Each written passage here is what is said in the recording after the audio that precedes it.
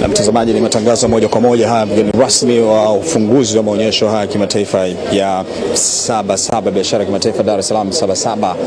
Mwamkilmene akielezwa shughuli ambazo zinafanyika humu, lakini kujulishwa ya wajasiriamali mbalimbali. Banda maarufu kabisa hili la Ana Mkapa, wajasiriamali wengi wakiwa hapa kuonyesha zile huduma ambazo wanazitoa. Sasa ni dagaa hapa wakitokea Geita huko. It's ready for eating. You can eat as it is. Oh, I see. Yeah. Okay. Or you can make stew out of it. Out of it. Okay. I'm used to the big ones. Yeah. They're delicious. Kishangazwa kidogo na dagaa hawa wadogo. Amezoea kuona ama kutumia wale wa dagaa wakubwa kabisa. Huyu ni katibu mkuu wa Secretariat ya soko huru la Afrika, ni raia wa Afrika Kusini, na sasa akipata nafasi hii ya uzinduzi. Sasa kutokea Bukoba Senene hawa akipewa maelezo kidogo, naona furahi kweli kweli. Amesema atajaribu kuona utamu wake hapa. Sasa mambo ya Moringa products hawa.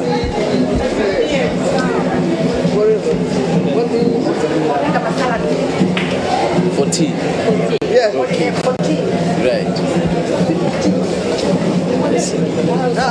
Moringa products hawakitaka kujaribu kumwonjesha mambo ya chai hapa, lakini kuna asali na vile asali bado ikitawala kwenye banda hili ama roll hii hapa. Taona na huduma nyingine ambazo zinatoka hapa. Yeah. But have you started exporting them? Not export. Not yet. Soko lao kubwa ni Londani hapa, wajasiriamali hawa masuala haya ya asali. Sasa kwenye upande mwingine mavazi, utajishuhudia mavazi ya hapa yaliyotengenezwa kwa malighafi kutoka Afrika vile kwa kiasi kikubwa vile nguo. Yeah. Handmade. Yeah. Wow. Yeah. High quality. Yeah. High quality. Cotton from Tanzania. Yes. Wakitumia pamba ya hapa nyumbani Tanzania, batiki hao mpanda. Katibu mkuu hapa kisifu kwamba ubora wake ni wa hali ya juu. Hapa ni Viwisha product nao kutoka Dar es Salaam. Ni msari huu ambao unahusiana mambo ya mavazi, lakini vile mambo ya pambo. Unaona ni wa Visa gift shop hao, lakini vile bado tunashuhudia hapa kutoka hao wanaitwa Lily Fashions. Pia mgeni rasmi huyu akiona uwezo wa jasiriamali hapa Tanzania, wafanya biashara hiyo ni Furaha Batiki nao wakitoka Dar es Salaam, na maelezo pale kitoa kwa kiasi kikubwa material ni hapa nyumbani na pamba ni za hapa nyumbani Tanzania. Huyu ni mdau mkubwa katika kutoa taarifa juu ya soko lililopo Tanzania kwa nchi za Afrika, ikiwa sasa Afrika mikakati ya kuwa na soko huru kwa nchi zote hapa barani Afrika. Kwa kiasi kikubwa bidhaa za Afrika zikiuzwa nje ya Afrika, karibu 50% na zikiuzwa hapa nje ya Afrika. Sasa mikakati na kuhakikisha Afrika vile wananufaika, lakini faida kubwa basi inapatikana baada ya kuuzwa kutoka nje ya bara hili la Afrika.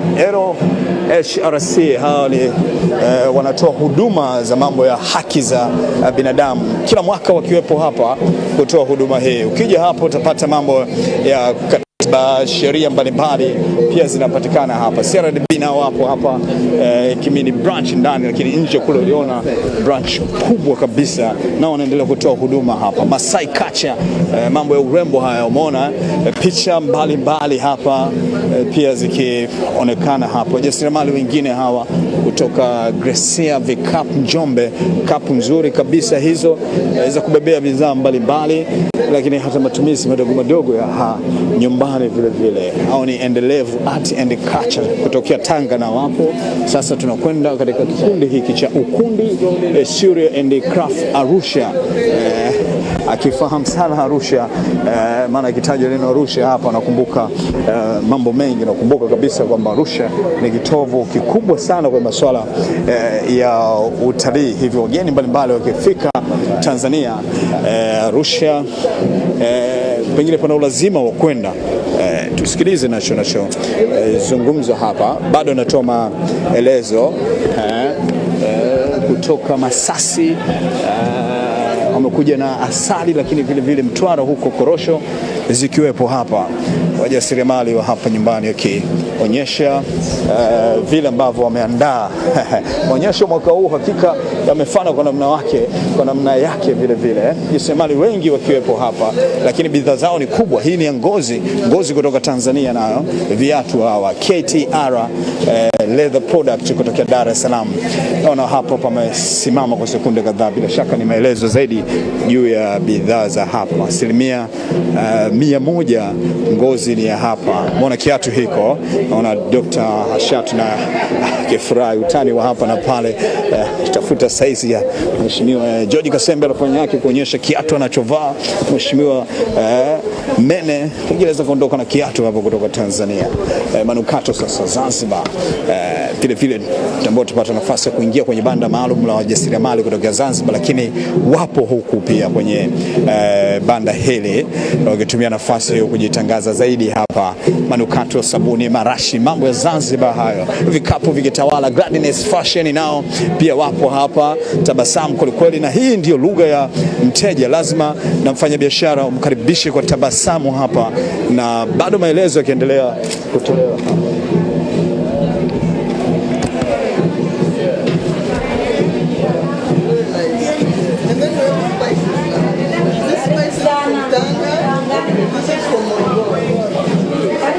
Kutoka Tanga na Morogoro,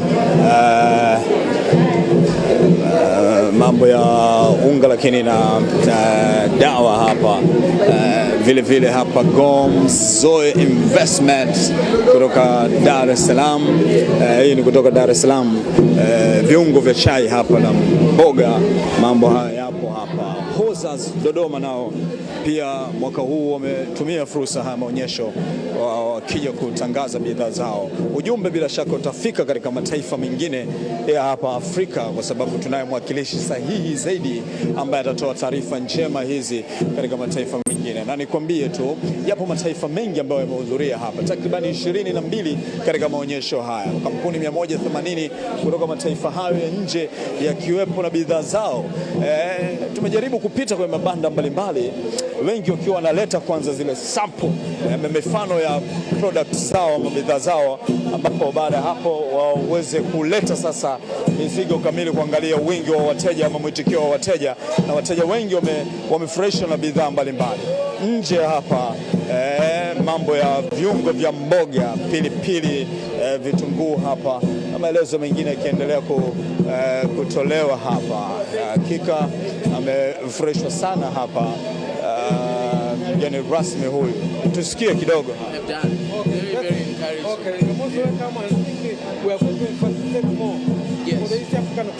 Yes. And beyond. Beyond start from home, yes. And then you go about. Then to other regions. Yeah. Next year we'll see them better. Thank you very much. Thank you very much. Thank you. Yeah. Lugha hiyo ya asante sana, baada ya kuridhishwa na bidhaa ambazo ziko hapa, lakini tumeangalia hapa taarifa kwamba wateja wengi ni kuanzia hapa nyumbani, ni wa hapa nyumbani kwanza, lakini taarifa hizi zitafika katika mataifa mengine. Sasa tunaelekea katika banda la manukato Zanzibar. Tukielekea hapo sasa tuweze kufahamu wajasiriamali ama wafanya biashara kutoka Zanzibar. Ndivyo ambavyo mwitikio wa watu kwa siku ya leo katika viwanja hivi umeongezeka tangu yalipofunguliwa rasmi, alivyoanza maonyesho haya Juni 28, ikiwa leo ni ufunguzi rasmi wa tukio hili. Mwitikio umekuwa mkubwa, na tukitaraji kadri kila siku ama siku zinavyozidi kwenda, mwitikio utakuwa mkubwa zaidi, na hitimisho lake ama kilele chake ni Julai 13. Ni sawa kabisa na mwaka jana vile vile tarehe hizo. Sema mwaka jana ilifunguliwa tarehe 5, lakini mwaka huu ile rasmi inafunguliwa tarehe 3 mwezi wa 7 ama Julai. Ameshaingia sasa hapa na kukaribisha na wenyeji hawa wa Zanzibar. ni harufu imebadilika kwa kweli. Zanzibar mambo manukato ndio mambo yake hapa. Harufu imebadilika kweli. Pata maelezo hapa juu ya utambulisho kwanza, kisha baadaye atapita rasmi kuangalia taarifa ama bidhaa zile kwa mabanda mbalimbali. Sasa hapa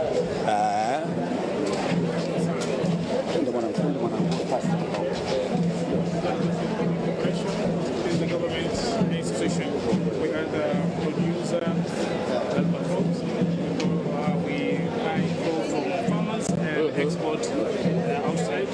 We export in like this one, and in small package like that one. We also produce essential oils from our industry, which is located at Memba, Tufuatilie essential oil. So we have clove steam oil, we have cinnamon leaf oil, we have eucalyptus oil, and lemongrass oil. We also have some exotic original spices from Zanzibar. This is organic. Okay. So welcome. Thank you very much. Yeah, good. Congratulations. Tunapongeza vijana hao kutoka Zanzibar, baraza la biashara hili, shirika la biashara huko Zanzibar, kaeleza bidhaa zile za karafuu zinazozalisha bidhaa mbalimbali, spices zile, lakini mafuta vile vile.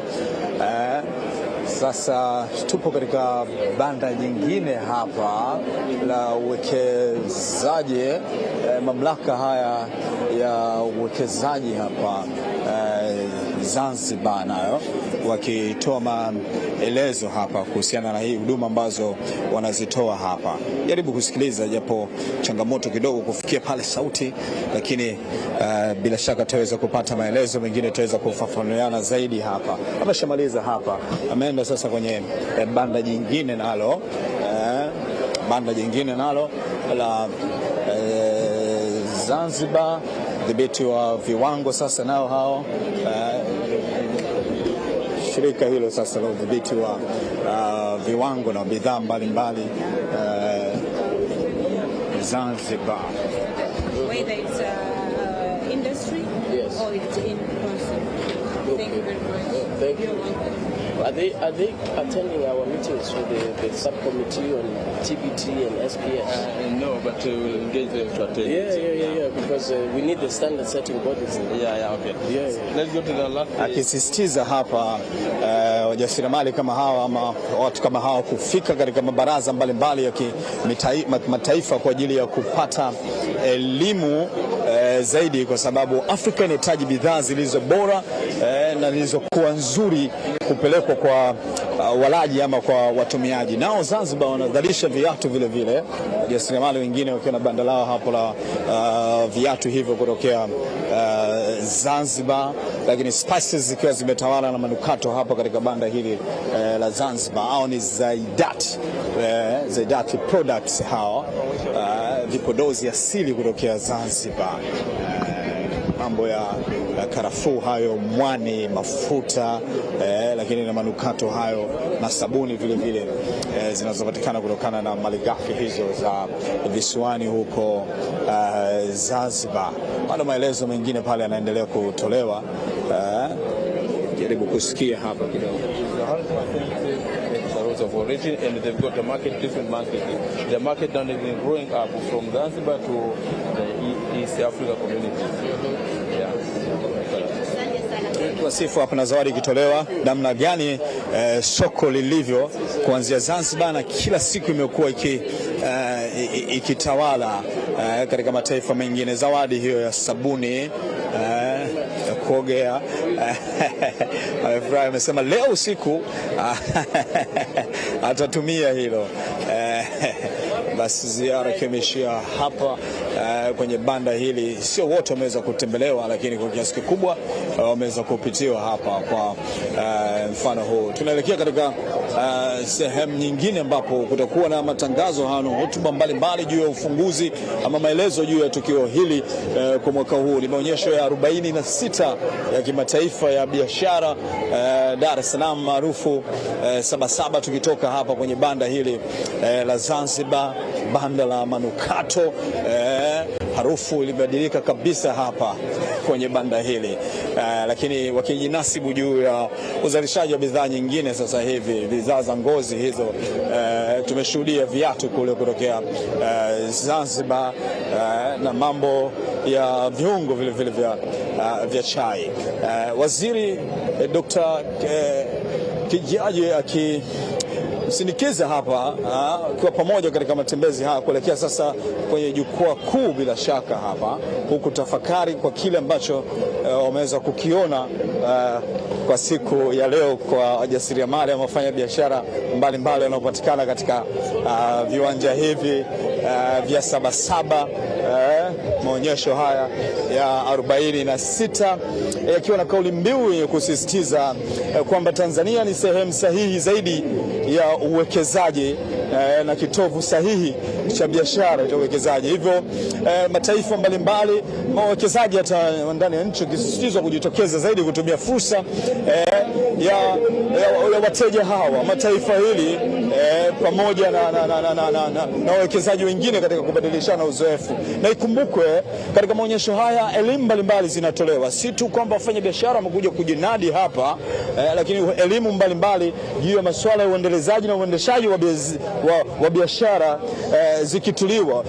zikitolewa hapa. Hii imekuwa ni tafakuri kubwa kwa wiki hizi mbili na juu ya hiki ambacho kinafanyika katika maonyesho haya ama katika masuala haya ya biashara, lakini vile vile ni sehemu sahihi sasa kwa wafanya biashara hao kuuza vitu vyao, kwa sababu wapo wanaopata nafasi ya kuuza, si watu wamekuja kutembea ama kushangaa ama kuangalia bidhaa ambazo zilizopo, lakini wapo ambao wananunua bidhaa hizo tena kwa bei kabisa, bei ya chini kabisa, bei ambayo kila mmoja ambaye anaweza kunufaika nayo. Tunaingia katika banda la Wizara ya Uwekezaji, Viwanda na Biashara sasa. Huyu ndio mwenyewe mratibu mkuu wa shughuli hii, akiwepo chini ya kitengo kile cha Trade, mamlaka ya maendeleo ya biashara. Sasa tunaingia hapa, waziri Kijaji ndio jumba lake hili sasa, akimkaribisha hapa karibishwa sasa hapa na katibu mkuu. Sasa tusikilize juu ya utambulisho huu. All our institutions in one pavilion, but the main purpose here, we are showcasing key projects that have been possible in the 6th phase government. This is the largest industrial park which is under construction now. 200 factories. It will be the largest in the Southern Africa. Investment is $3 billion USD, $3 billion USD, and jobs direct 200,000, indirect times 3 or 4, close to 700,000. So we thought it's a showcase, and it will boost our exports to the region and to the rest of the world. 50% of the products targets the global markets beyond Africa. Another 50 is regional plus Tanzania. Right. Another development, this Tanzania electronic single for investment. Normally we have several institutions under one stop center. There have been a lot of delays, a lot of complaints from the investors. Now this system is complete. All the institutions will be in one app. So one-stop shop. In one app. So this is what we are displaying. It is part of the reforms which are going on in business, investments, and conducive environment for the economy. Yes. Another big story, we have several reforms which have targeted the institutions, changing the laws, and removing some hurdles which we discussed before you came. We had problems with the Kenyan side, where we have settled a number of hurdles, and the big impact we have seen in terms of the trade volumes. Now we have a trade surplus for all regions within Africa. EAC, we are positive. SADC, we have positive trade balance. We export more than importing, which I think is what your CFTA is encouraging us to go. And also the other big news for last year, we had the highest export volumes ever, 10+ billions USD. For us, we find it's very big, and it reflects most of these reforms that are going. I think that's all for here. Outside, we will show you. We are showcasing. We have local institutions which are manufacturing machines. Yes. Small, which can cost around $2,000 US. The highest is about 560 million shillings. That's about, in terms of dollars, we will calculate. I don't have yeah, that's the largest. That's a sugar plant, a mini plant. It can produce 20 sugar cane. Sometimes they have no markets. Yes. We think that's the way to increase the market, but also to consolidate our export capability. We are targeting the regional markets and so forth. I think that's all for now. We can just show you the machines. Na baada ya utambulisho huo na maelezo kidogo kile ambacho kinafanyika kwa wizara na mwelekeo wa taifa sasa kwa masuala haya sera za viwanda, amezungumzia pale eneo kubwa kabisa la uwekezaji la viwanda pale Kibaha ambalo litazalisha ajira 200,000 zile za moja kwa moja na nyinginezo zikitaraji vile vile kuzalishwa, lakini uwekezaji wa serikali pale dola za Kimarekani bilioni 2 pale, lakini vile vile utengenezaji wa kiwanda kikubwa cha sukari ambacho kitakuwa na uwezo wa kuzalisha tani 20 kwa siku. Masuala ya teknolojia haya pia yakiwekezwa kwa kiasi kikubwa kabisa. Kwa taarifa za uwekezaji na kwa tena hakuna haja ya kwenda ile ana kwa ana kwa kutumia tu simu, basi uwekezaji unaweza kujua taarifa zote hapa. Hapa ndipo kuna maelezo mengine zaidi. Miliki kiwanda ndani ya miezi 6 kwa shilingi milioni 6 mpaka milioni 600. Ni Total Industry Solutions. Sasa hapa profesa na kiambiwa sasa kutoa maelezo juu ya mashine mbalimbali ambazo zimekuwa hapa zikitarajiwa katika kutayarisha kuwekezwa katika viwanda mbalimbali ama zitakuwa ambazo zinatumika kwenye viwanda hivyo. Tusikilize maelezo zaidi hapa. A complete machine for processing palm oil, and it's worth about $20,000 US. With this machine, in a day you can get 1 ton of pure palm oil, but also you can get 1 ton of oil that is used as a raw material for soap. Yes. So the whole of this plant is available, and Tanzanians can own this for only $10,000. Yeah, we have also another plant here. This is a sunflower oil mini refinery plant. The concept of this is that to get pure double refined fortified cooking oil, you need big investors, multi-billion projects. But under Minister of Investment, Industry and Trade, we have downsized the process of refining sunflower cooking oil at a cost of around $35,000 US. You are able to process sunflower oil, 5 bags of sunflower to get 1 ton of pure double refined sunflower cooking oil. Yeah, an investment that most of Tanzanians can afford to invest. Yes. Yeah. And you can export the oil. Yes, and you can export because it's double refined and fortified. Actually, 10 of them are ready now. They are going to the market. They are going to establish an industrial site near Dodoma. Yes. Right. Yeah, they are already ordered. Yeah. Yes. Wizara hiyo viwanda na uwekezaji ikijinasibu namna ilivyojipanga katika uanzishaji wa viwanda hivi mbalimbali. Naona mitambo haya mikubwa ambayo itakuwa inaweka mchakato uchakataji wa mafuta ambayo itakuwa inasaidia nchini, lakini vile vile katibu mkuu hapa kutoka Secretariat ya soko huru la Afrika kiuliza kutakuwa uwezekano wa kusafirisha nje, nao viongozi wa serikali ya Jamhuri ya Muungano wa Tanzania kimhakikishia hilo kwamba upo uwezekano huu mkubwa sana. Mifano tu viwanda mbalimbali ambavyo vipo pale Dodoma, mikoa hiyo kanda kati, basi kwa uzalishaji mkubwa sana malighafi hizi za mafuta alizeti kule zikipatikana kwa wingi. Hivyo mitambo kama hii itaweza kusaidia uzalishaji wa mafuta hayo kwa wingi. Ni Total Industry Solution. Mitambo hiyo wazalishaji hao watakaosaidia namna wawekezaji ambao watafika hapa katika kuwekeza. Kwa hiyo tunayo mitambo vile vile, haina haja ya kuagiza pengine nje ya nchi, gharama zinazidi kupungua hapa. Sasa maelezo mengine hapa tusikie. We are adding value to urban water products. And for this particular case, this is the orange reed. Okay. Orange reed. We are grinding the sample, and then we are using the simple distillation machine or lab scale to extract the essential oil. As you can see, this is the lab scale which describes the essence, separating the essential oil from the oil from water content. And we have various plants which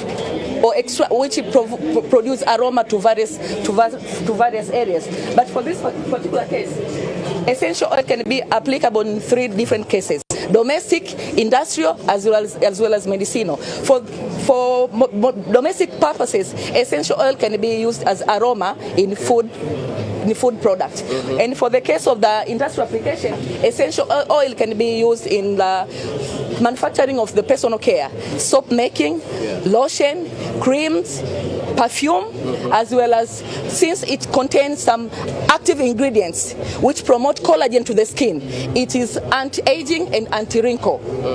Yeah, and also essential oil can be used as for the case of the medicinal effect or medicinal purpose, can be used as the aromatherapy for massaging and etc. etc. So this is the lab scale, and this is the medium scale. Yep. Okay. Yeah. This technology can provide employment, especially for youth and women, in various areas during collection of the orange green from the market, and for the case of the application of the machine, also can create employment. And when we compare to the world market, this is 15 mils of the essential oil. It costs $25 per 15 mils. So we have the raw material which is supposed to undertake at least, or to establish essential oil industry in Tanzania. Ni maelezo haya juu ya utengenezaji wa mafuta mtambo kuanzia mwanzo mpaka mwisho, mafuta ambayo yanaweza kutumika kwa matumizi binafsi ya nyumbani, lakini vile viwandani vile vile. Teknolojia hii ikitajwa katika kudhalisha ajira mbalimbali. Tumeona pale mafuta hayo, maganda hale ya chungwa, malighafi mbalimbali, magome ya miti hayo. Kwa hiyo malighafi ni nyingi sana katika taifa hili. Hivyo basi wawekezaji wakikaribishwa kwa kiasi kikubwa sana. Sasa tunaelekea katika eneo maalum ambapo ufunguzi huu utafanyika rasmi hapa. Tanzania ni sehemu sahihi kwa biashara na uwekezaji, mbele ya bango lile likisoma hivi. Lakini kabla hapo tunaingia tena katika banda jingine, uzalishaji huo vile kuhusu matrekta hapa tutaona hapa magari makubwa kabisa katika matumizi ya viwanda hao, wanaitwaje, ni GF Trucks and Equipment Limited, nao wakishiriki katika maonyesho haya. Karibishwa hapo na mwenyeji, hivyo anatoa maelezo kile ambacho kinafanyika hapa, ama wanaonyesha hapa katika maonyesho hayo. Ngoja tuingie katika banda hili tuone mitambo hayo na magari makubwa, matrekta hayo ambayo yanatumika katika utengenezaji wa viwanda mbalimbali, ama shughuli mbalimbali za michakato ya viwanda. Tusikilize hapa.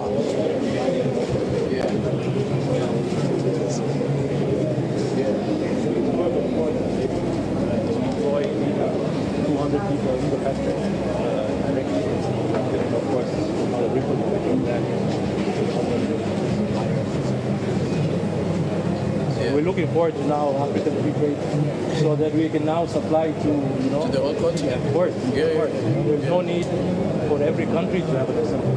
No. Let's pool resources. We each do our part to supply. You may be aware from what the Honorable Minister told you that we are now in discussions on the auto sector. We want to make sure that all countries who want to be in the auto sector, that they have an opportunity. And as you said, not everybody will be assembling a vehicle. Maybe others will supply components and focus on supplying components. Maybe Zambia will get us processed copper. For electric vehicles, we can get oxide processed in DRC, and so on and so on. We have also raised $1 billion. So the money is there. The money is there for ensuring that those countries and companies who want to be part of the value chain, that they have access to the funds. That's what it's there for, that facility through Afreximbank.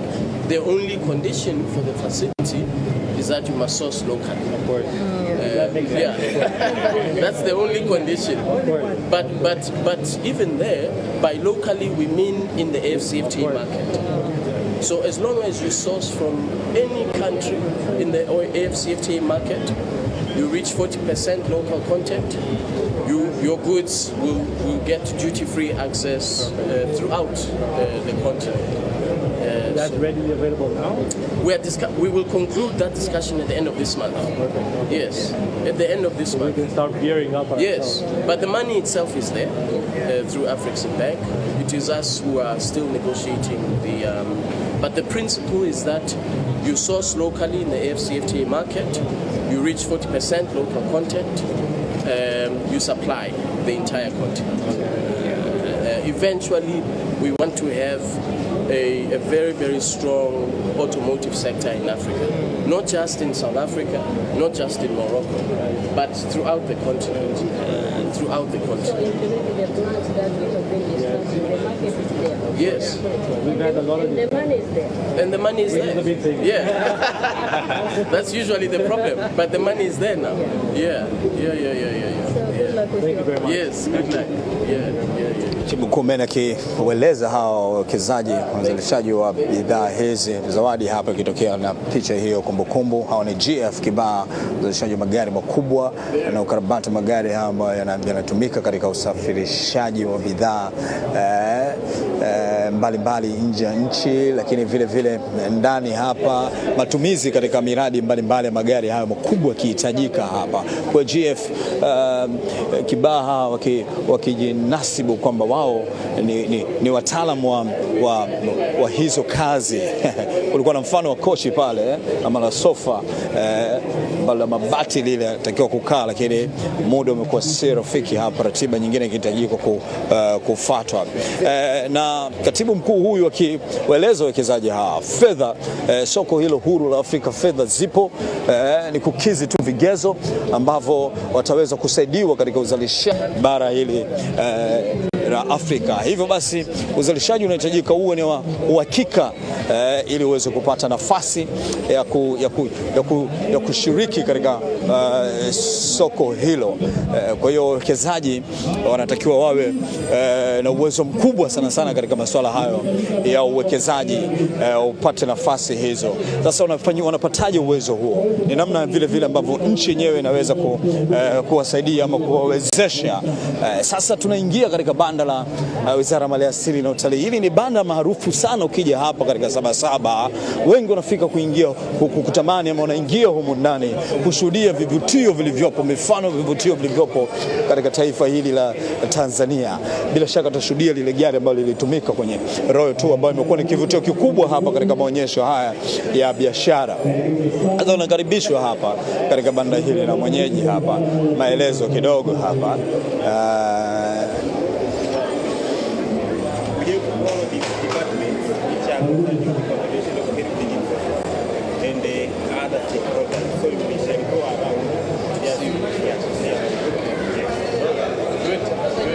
Na sasa karibishwa hapa rasmi baada ya kupewa maelezo juu ya vitu ambavyo vinapatikana humo, mabanda vitu ambavyo tutaviona humu sasa, ashuhudie mwenyewe kwa macho yake, apeleke taarifa iwepo katika mipango yake wake katika soko hili huru la Afrika ambalo sasa linaenda kufanyika rasmi na kusaidia nchi hizi za Afrika na kusaidia bara hili la Afrika ambalo bado kuna changamoto, ikionekana kuna changamoto ya utegemezi pengine.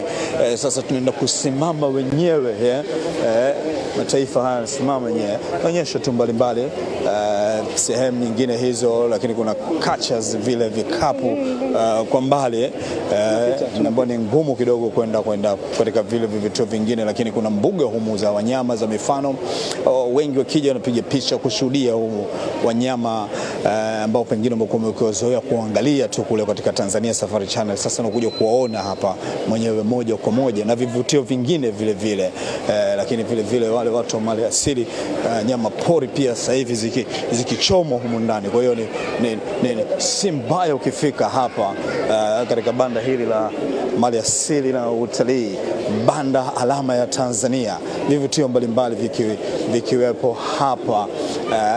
TFS nao kala misitu na huduma za misitu Tanzania wapo, ndio sehemu yao hii sahihi kabisa hapa.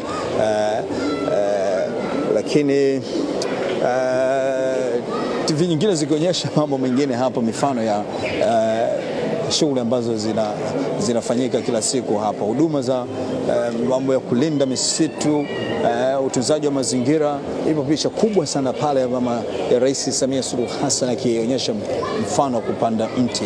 Kuna maelezo mengine yanatolewa pale, ni ngumu kufika, lakini bila shaka ni mambo mazuri ambayo yanafanyika hapa, akitoa maelezo haya, wakiridhishwa hapa. Ugeni huu umeambatana vile vile na waziri wa mambo ya nje na ushirikiano Afrika Mashariki, Balozi Liberata Mulamula, unamuona pale, lakini waziri wa uwekezaji na dhamana vile vile viwanda na biashara yupo hapa. Unamuona Mama Latifa Hamisi, mkurugenzi mkuu wa Tantrade, ambaye ndio waratibu wakuu kabisa wa tukio hili, yupo hapa. Mfuko wa misitu Tanzania pia upo hapa. Ndo mambo mali asili na utalii. Tulinde rasilimali misitu mbalimbali. Mamlaka ya hifadhi ya Ngorongoro, mgeni rasmi huyo Ufunguzi akikumbuka hilo neno, kufurahishwa kwa sababu limekuwa pengine kitangazwa sana kujua hiyo. Ametaja sana Arusha, na alikuwa akitaja Arusha basi tabasamu pengine kutokana na vivutio vikubwa vingi vilivyomo katika mkoa ule. Golden Tulip Hotel pia vivutio vikubwa, lakini sehemu za kupumzika zipo. Hoteli hapa zimekuja zijitangaze katika maonyesho haya. Kabambe kabisa ni Africa Safaris. Hawa ni mawakala wa usafiri ambao wanapeleka watalii katika vituo mbalimbali vya utalii. Kwa hiyo nao wamekuja kujitangaza. Ni fursa nzuri sana katika maonyesho haya. Sasa naonyesho hapa gari hili limetumika kwenye Royal Tour, na akikumbuka mambo ya Royal Tour bwana Mene hapa akikubali, akiona sikilize kidogo. Ndio hii. Take one photo. If you wish you can take a photo. Huyu ndio dereva ambaye ameendesha gari hilo. Kwa hiyo anapiga pale picha kumbukumbu. Ndio dereva. Dereva. Ambalo picha kidogo kumbukumbu hapa ya Royal Tour. Picha kumbukumbu hapo, waziri wa mambo ya nje Afrika Mashariki, ushirikiano Afrika Mashariki, Balozi Liberata Mulamula, lakini viwanda biashara Dr. Kijaji pia yupo hapa na mgeni rasmi huyo Mene. Hiyo ni gari hiyo sasa iliyotumika katika filamu ile ambayo imeitangaza Tanzania katika mataifa mengine juu ya vivutio mbalimbali, shughuli za utalii, The Royal Tour. Kila mtu ameshangazwa na picha kumbukumbu pale ikionekana, hususani gari hilo hapo. Watu wengi wamefika hapa kushuhudia kwenye gari hili na kupiga picha vile vile. Pembeni wa Tanzania na wengine ambao sio Tanzania wamekuja kupata huduma hapa wakiangalia msafara huu. Sasa tunaelekea katika eneo maalum kwa ajili ya shughuli hii ya ufunguzi rasmi. Sasa red carpet pale wakipita, piga picha pale, ona George Kasembe anapambana kweli kweli kuhakikisha kwamba picha hii unaiona. Sasa karibisha na makofi hayo. Karibu mgeni moja kwa moja kwenye jukwaa kuu. Sasa hapo sasa tujiunge na mwenzetu Janet Leonard kwa ajili ya mwendelezo wa matangazo haya, nami nitamuunga naye hapa. Janet, bila shaka unanisikia? Karibu sana Janet, juu ya mwendelezo wa matangazo haya. Hivi punde tu na kuunga manajiunga hapo katika kuleta matangazo haya moja kwa moja.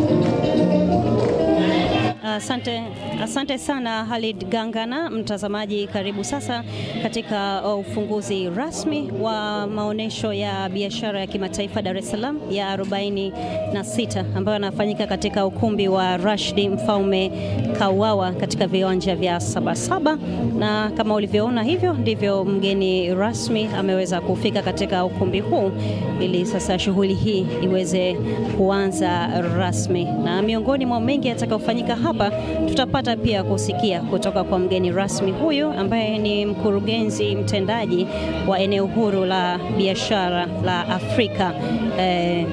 Hapa tutasikia kutoka kwake, lakini tutaweza kusikia kutoka kwa waziri wa uwekezaji, biashara na uwekezaji, viwanda na biashara.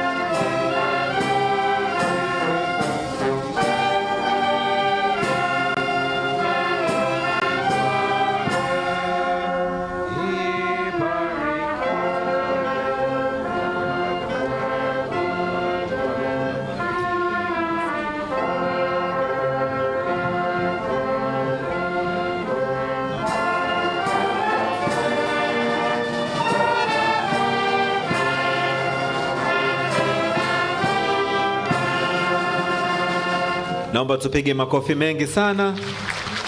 Naomba niwakaribishe tuketi wakati nikikaribisha Public Servants College Choir kwa ajili ya wimbo wa kutukaribishia mgeni wetu, wageni maalum kabisa ambao tuko nao siku hii ya leo, siku ya kipekee na sisi wote, ili tuweze kuanza ratiba yetu. Public Servants College Choir, karibuni sasa nafasi yetu. Na tukisubiri basi kwaya ya utumishi wa umma kuweza kufika, nikukumbushe tu kwamba haya ni maonesho ya biashara ya kimataifa ya Dar es Salaam Sabasaba ya 46 ambayo yamebeba ujumbe wa Tanzania ni sehemu sahihi kwa biashara na uwekezaji. Na maonesho haya kwa mwaka huu yamekwenda kimataifa zaidi kwa kuweza kukutanisha nchi zaidi ya 22 ambazo zinashiriki kushiriki hapa katika maonesho haya ya Sabasaba. Kwa hiyo ukifika mtazamaji, unapata fursa ya kuweza kufahamu bidhaa mbalimbali kutoka nchi hizi 22. Basi tuburudike na kwaya hiyo.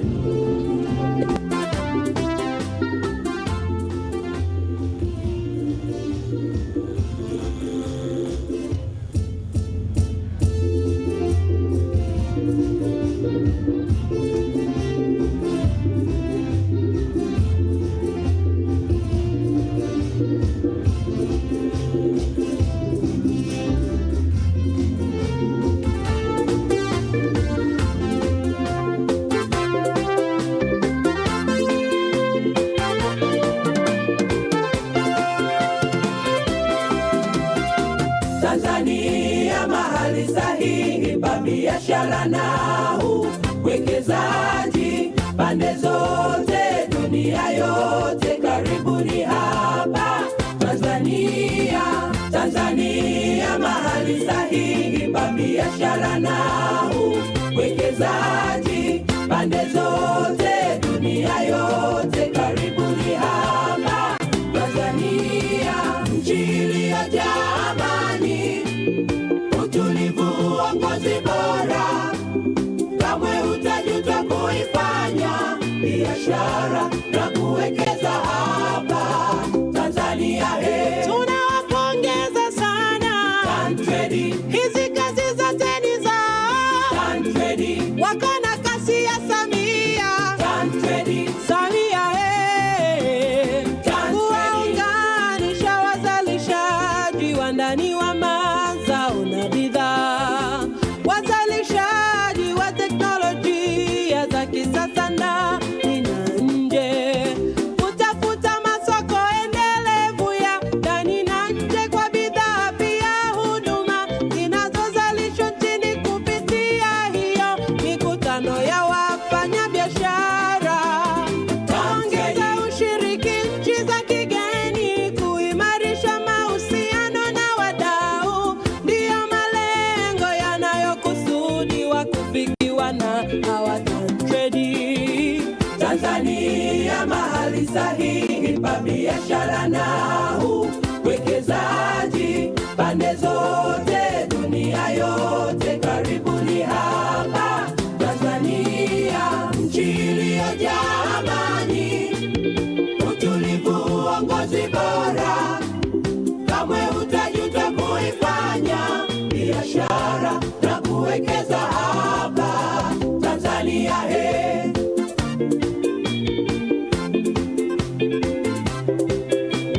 Tantrade,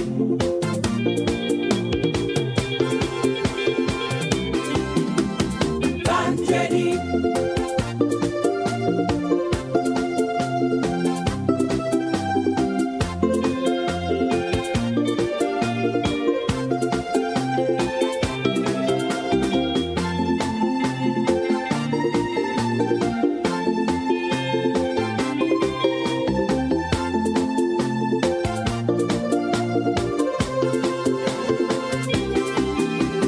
kujenga tabia ya ujasiriamali na kurithisha kwa watoto, kuongeza idadi ya makampuni ndani ya nchi, kukuza viwanda vidogo nchini, kuongeza ajira kwa Watanzania.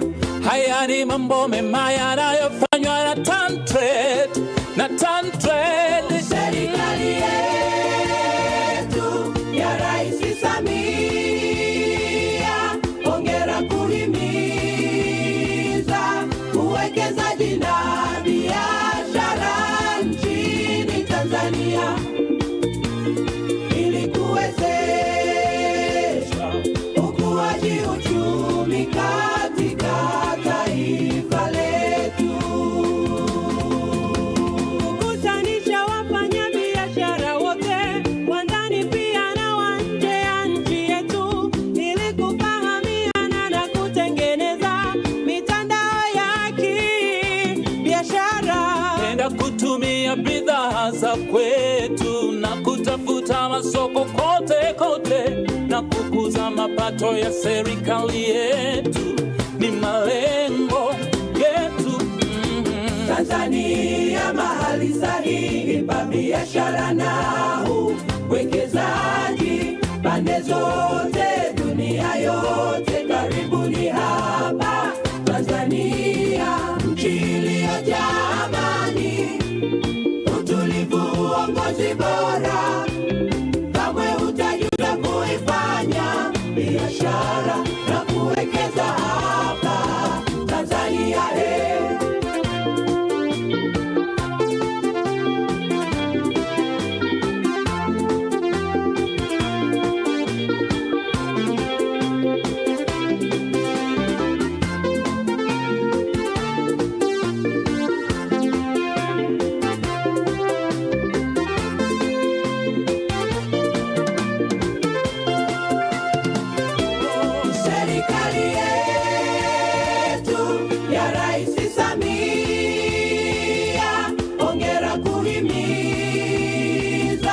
Uwekezaji na biashara nchini Tanzania ili kuwezesha ukuaji uchumi katika taifa letu.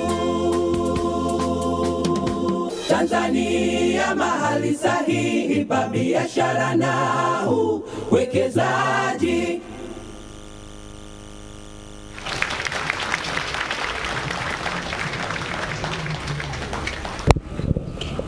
Ni maonesho ya 46 ya biashara ya kimataifa Dar es Salaam maarufu kama Sabasaba, ambapo yanakwenda kwa ujumbe. Naomba tupige makofi mengi. Sehemu sahihi kwa biashara na uwekezaji.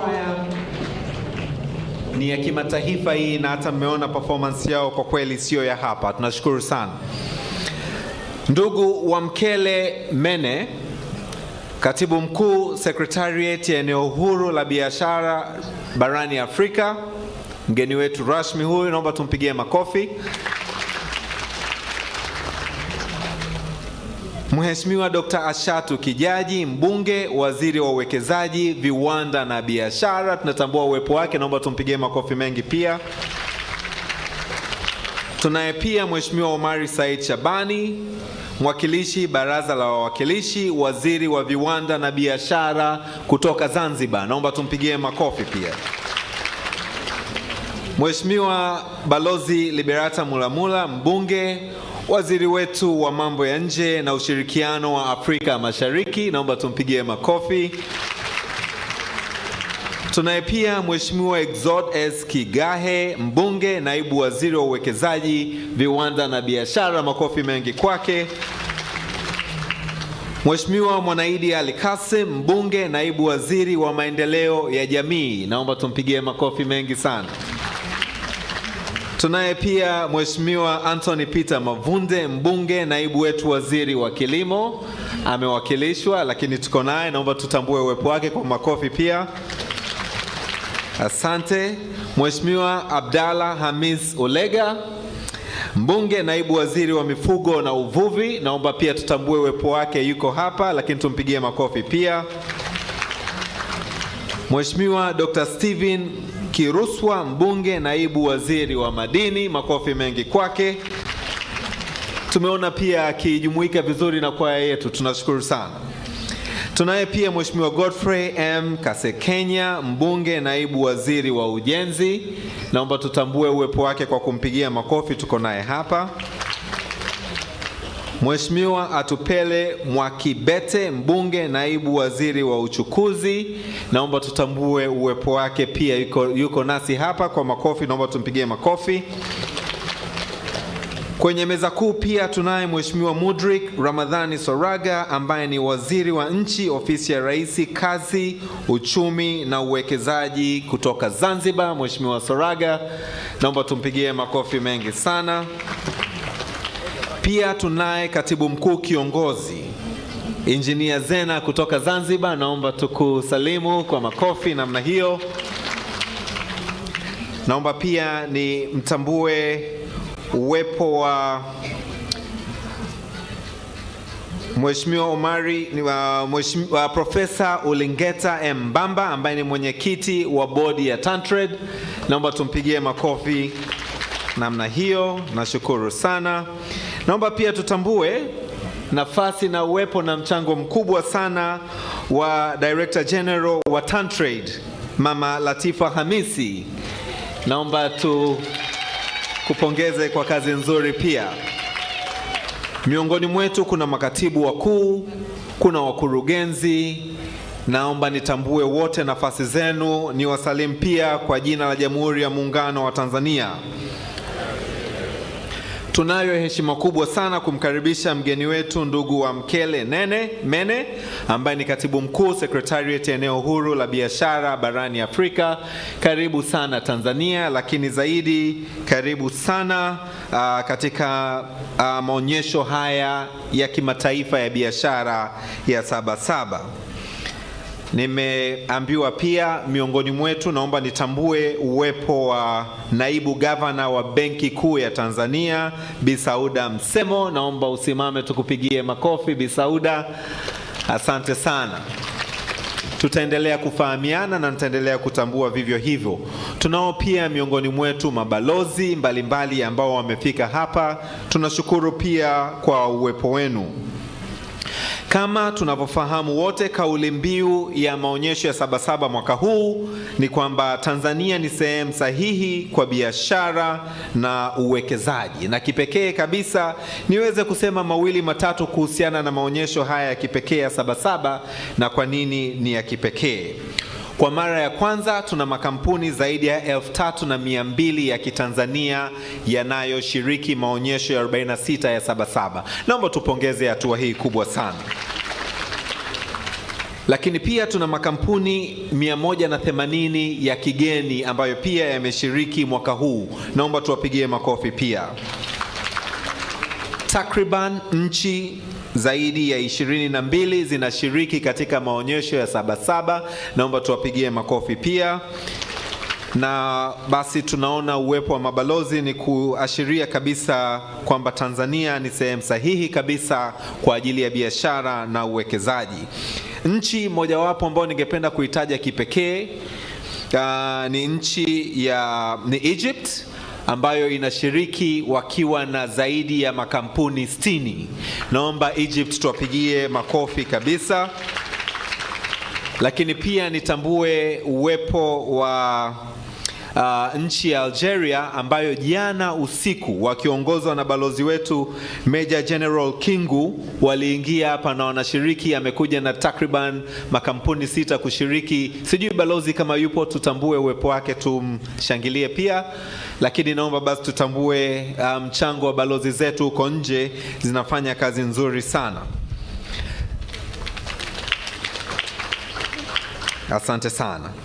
Maonyesho ya Sabasaba yanaonyesha bidhaa na huduma mbalimbali, ikiwa ni kuonyesha fursa zaidi za uwekezaji, lakini pia biashara Tanzania na nje ya Tanzania. Kazi na jitihada nzuri zinafanywa na serikali katika kuhakikisha mazingira mazuri ya uwekezaji. Mafanikio haya basi, naomba kipekee kabisa tuendelee kumpongeza mkurugenzi wetu wa TanTrade pamoja na timu yake kwa kuandaa maonyesho haya kwa umaridadi na umakini mzuri sana. Naomba tuwapigie tena makofi mkurugenzi pamoja na timu ya TanTrade. Lakini pia naomba nitambue board ya TanTrade. Naomba tusimame kama tuko hapa. TanTrade, naomba tuwapigie makofi mengi sana board ya TanTrade. Tunashukuru sana. Naomba pia nitambue uwepo wa kamati ya bunge inayohusika na masuala ya biashara na maendeleo ya viwanda. Naomba mwenyekiti wa kamati hii asimame pamoja na wanakamati kama wapo, tuweze kutambua pia mchango wenu kwa kazi nzuri sana. Naomba tuwapigie makofi mengi sana waheshimiwa, kwa kweli mnafanya kazi nzuri sana. Dar es Salaam imeendelea na Tanzania kwa ujumla kuwa sehemu nzuri ya kivutio kwa biashara. Tulikuwa tuwe na mkuu wetu wa mkoa, lakini naona amewakilishwa na Ras. Hivyo basi niweze kumkaribisha Ras ili aweze kuleta salamu za mkoa ili tuweze kuanza ratiba yetu kama hivyo. Naomba tumpigie makofi Ras anapokuja kuongea na sisi. Karibu sana.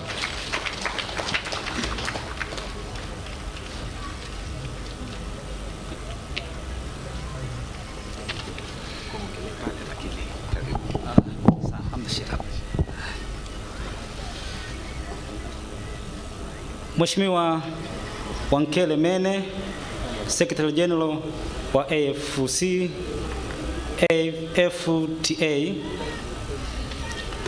Mheshimiwa Dr. Shatu Kijaji, Waziri wa Viwanda, Biashara na Uwekezaji.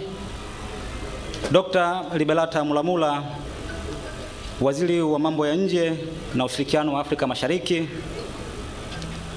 Dr. Zena, Katibu Mkuu Kiongozi wa Serikali ya Mapinduzi ya Zanzibar. Mheshimiwa David Kienzile, Mwenyekiti wa Kamati ya Bunge. Bi Latifa Hamis, Mkurugenzi wa TanTrade. Waheshimiwa mawaziri wote mlioshiriki pamoja nasi kutoka pande zote mbili za muungano, waheshimiwa manaibu waziri wote mlioko hapa, waheshimiwa makatibu wakuu, manaibu wa katibu wakuu, waheshimiwa mabalozi, waheshimiwa wabunge wote, waheshimiwa wakurugenzi, ndugu viongozi mbalimbali wa taasisi mbalimbali za umma na taasisi binafsi, na viongozi washiriki kutoka ambao mnawakilisha makampuni yenu mbalimbali ambao mmeshiriki pamoja nasi, ndugu wananchi wote mlioshiriki pamoja nasi, wananchi wa mkoa wa Dar es Salaam na wananchi waliotoka nje ya Dar es Salaam, ndugu waandishi, mabibi na mabwana, na wasalimu kwa jina la Jamhuri ya Muungano wa Tanzania. Kazi iendelee. Awali ya yote naomba kutumia fursa hii kipekee kabisa kumshukuru Mwenyezi Mungu mwingi wa rehema kwa kutujalia afya na uzima na hatimaye kuweza kusanyika hapa siku ya leo. Nimesimama hapa mbele yenu kwa ajili ya kumwakilisha Mheshimiwa Mkuu wa Mkoa, Mheshimiwa Amos Gabriel Makala, ambaye alitamani sana kujumuika nasi kwenye shughuli ya leo, lakini kutokana na mwingiliano wa majukumu amenituma mimi nije kumwakilisha, lakini yuko pamoja nasi. Nami basi naomba nitumie fursa hii kipekee kabisa kwanza kuwakaribisha washiriki wote waliotoka kwenye nchi mbalimbali ambao wamewakilisha nchi zao kwenye mashindano haya. Tunatambua uwepo au ushiriki wa nchi ya zaidi ya 22 ambazo zimeshiriki kwenye maonyesho haya. Tunawakaribisha sana, lakini pia tunatambua uwepo wa makampuni ya zaidi 180 ya kimataifa ambayo yameshiriki pamoja nasi, lakini pia tunatambua uwepo wa makampuni ya ndani zaidi ya 3200 ambayo yameshiriki pamoja nasi, pamoja na wananchi wa mkoa wa Dar es Salaam, lakini wananchi nje ya mkoa wa Dar es Salaam. Naomba nitumie fursa hii kuwakaribisha sana ndani ya mkoa wa Dar es Salaam, lakini pia kuwahakikishia ulinzi na usalama kwenye kipindi chote cha maonyesho haya.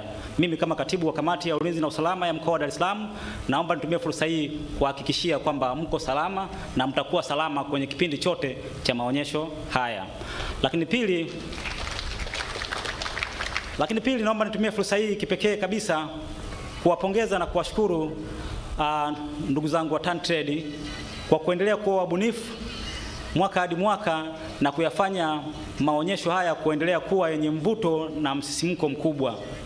Nadhani sisi sote tuliotembelea kwenye mabanda mbalimbali tumejionea ubunifu huu, na juzi tu nilikuwa na dada yangu Latifa, nikawa namwambia pamoja na kazi nzuri unayoifanya dada yangu, unatakiwa ujue kwamba shughuli yako unaifanyia Dar es Salaam, na mimi Dar es Salaam sina mashamba, yani shughuli hizi ndio mashamba yangu.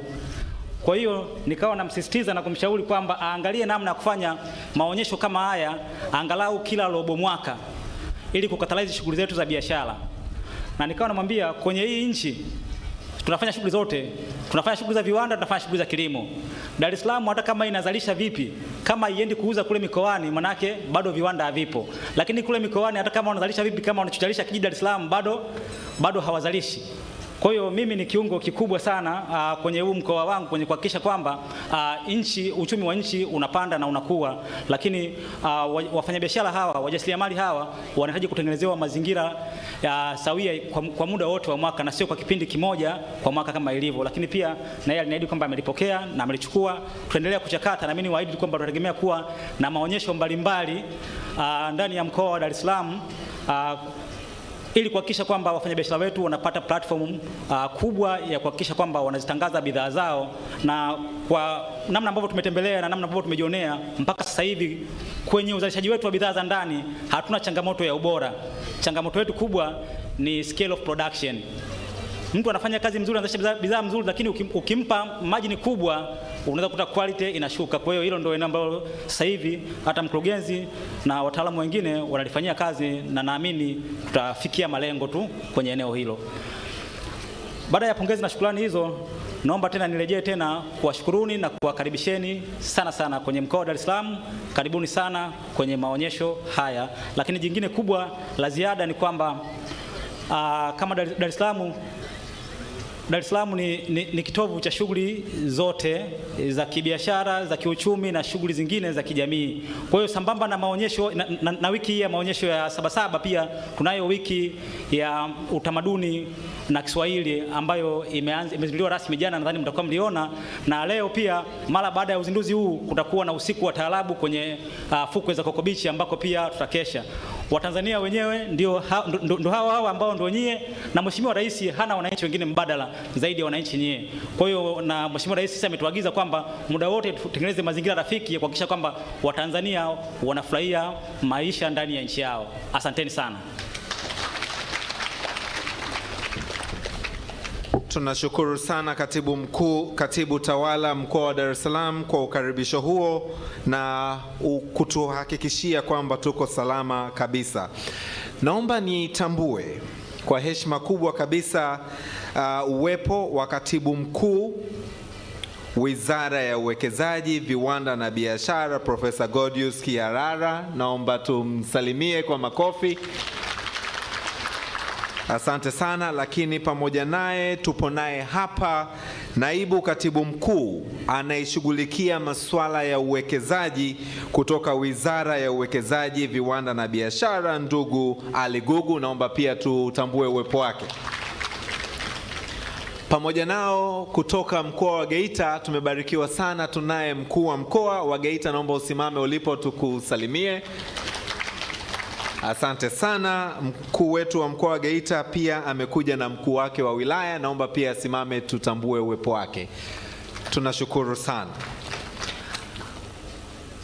Mgeni rasmi, meza kuu, mabibi na mabwana, kama tunavyofahamu shughuli kama hizi zinashikwa mkono, na tuna furaha leo kuwatambua wadhamini wa siku hii ya leo, siku ya ufunguzi, ambao wadhamini wakuu ni benki ya Azania. Naomba tuwapigie makofi mengi sana. Kabla sijamkaribisha mkurugenzi mkuu wa Azania kuja kusema machache, naomba pia niendelee kutambua mchango kutoka kampuni ya MIC Tanzania Limited. Hawa ni wamiliki wa kampuni za simu ya Tigo. Tunawashukuru, naomba tuwapigie makofi. Lakini pia wadhamini wengine ni Jan International Limited, naomba tuwapigie pia makofi.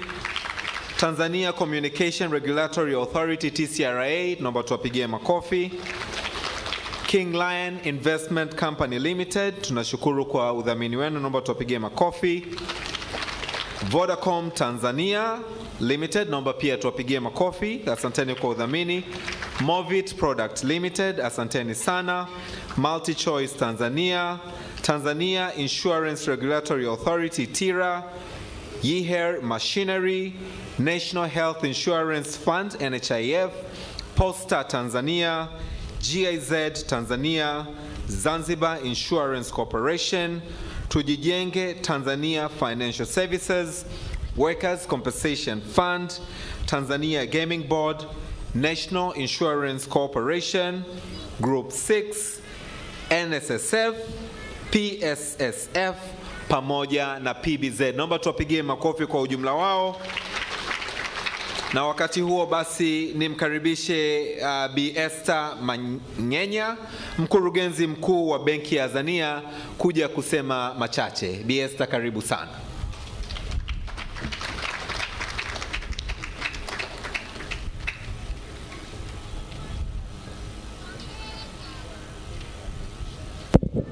Na mtazamaji, unafuatilia matangazo ya moja kwa moja ya ufunguzi rasmi wa maonesho ya kibiashara kimataifa Dar es Salaam maarufu kama Sabasaba, maonesho ya 46. Na sasa wadhamini wakuu wa maonesho haya ya 46, mkurugenzi mtendaji wa Azania Bank yuko tayari sasa kuweza kusema nasi.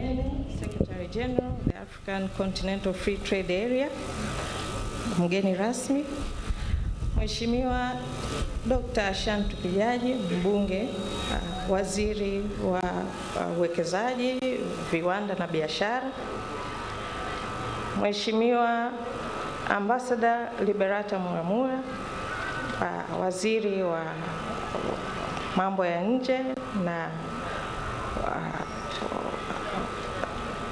East Africa Cooperation. Samahani, ndani yangu imeandikwa Kiingereza na translate. Mheshimiwa Omari Saidi Shabani, Minister of Trade and Industry Development Zanzibar, Honorable Ministers and Deputy Ministers, Mheshimiwa Engineer Zena Ahmed Said, Permanent Secretary Zanzibar, Chief Secretary Zanzibar, waheshimiwa Permanent Secretaries, Mheshimiwa Ras, Ms. Latifa Mohamed, Director General TanTrade, distinguished guests, ladies and gentlemen, a very good afternoon to you. Naomba niendelee kwa Kiingereza kwa sababu nilikuwa nimeandika kwa Kiingereza. Azania Bank is honored to be part of this Dar es Salaam International Trade Fair and welcomes you to this year, shortly known as DITF, under the theme Tanzania, your best destination for business investment. Honorable guest of honor, Azania Bank is owned 99% by the Social Security schemes, together with a group of minority shareholders and EADB. Our main shareholder, my bosses are here, PSSF, NSSF, NHIF, WCF, and EADB. Honorable guest of honor, we are very happy to be here and honored. Azania Bank has been promoting investment opportunities in Tanzania through Wekeza Tanzania, a TV program with Tanzania Broadcasting Corporation, whereby we are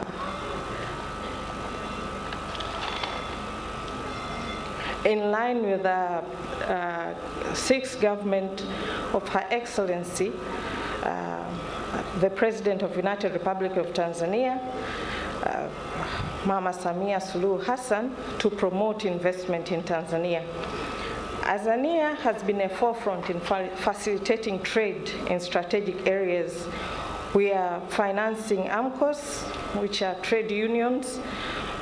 For the past 5 years, we have issued more than 10 billion loans to support more than 250 farmers in various value chains. In supporting the government effort to reduce deforestation, Azania Bank has been able to purchase 2 ships for the importation of LPG gases with a capacity of 27 metric tons. That is more than the monthly demand of 12,000 metric tons. The excess is now being exported to other East African countries and Central Africa, so we are exporting gas from Tanzania. Azania has been able to issue mortgage loans at single digit. We collaborated with NHC and the government of Tanzania, whereby it was able to reduce the rates from the rates that are normally given in the market. So with more collaboration, we expect, as per the wishes of Her Excellency, the President of the United Republic of Tanzania, Mama Samia Suluhu, so that we have more affordable financing. Azania has also been supporting small-scale industries through Viwanda scheme in collaboration with NSSF, SIDO, VETA, and National Economic Council. And a good number of players in the industry have been supported, whereby we have issued a total of 5 billion loans for various industries. Honorable Guest of Honor, through the past years, Tanzania's journey has been to support businesses and investment. However, in the interest of time, I would like to shorten my speech here, that we would like to collaborate with you in developing, creating a single market for goods and services in order to deepen the economic integration in Africa. We can join to facilitate Pan-African payments and settlement system for traders, hence addressing the challenge of foreign currencies among the business counterparties. Finally, I would like to thank TanTrade for giving us this opportunity, and also would like to welcome you to Tanzania, and would like to welcome you to Tanzania, your best destination for business and investment. Karibu sana. Asante sana na tunashukuru sana benki ya Tanzania kwa udhamini wenu mkubwa sana katika maonyesho haya 2022. Mheshimiwa mgeni rasmi, waheshimiwa mawaziri, meza kuu, wageni waalikwa, mabibi na mabwana, tunaendelea kuona, na mkurugenzi hapa amesema sasa hivi kuna ubunifu mkubwa, lakini pia Rasa alisema ambao unaendelea kufanywa na TanTrade chini ya uongozi mahiri sana wa Bilatifa Hamis pamoja na timu yake. Wamebuni mpango wa watoto ni urithi wetu, wenye kulenga kuandaa watoto vijana na pia kuwarithisha haya ambayo tunayajadili, ili wanapokuja kukua na kufika katika nafasi hizi wasije kuwa wageni katika mambo haya. Naomba nitambue uwepo wa watoto wetu ambao wametoka Tanzania nzima, ikiwemo Zanzibar. Naomba watoto huko mlipo msimame ili tuweze kuwapigia makofi. Naomba tuwapigie makofi mengi sana. Asanteni sana. Tuketi. Naomba sasa kwa heshima kuu nimkaribishe kwenye podium pale Mheshimiwa David Kihenzile, mbunge ambaye ni mwenyekiti wa kamati ya bunge, viwanda, biashara na mazingira, aweze kutupa salamu zake. Karibu Mheshimiwa David. Naomba tumpigie makofi.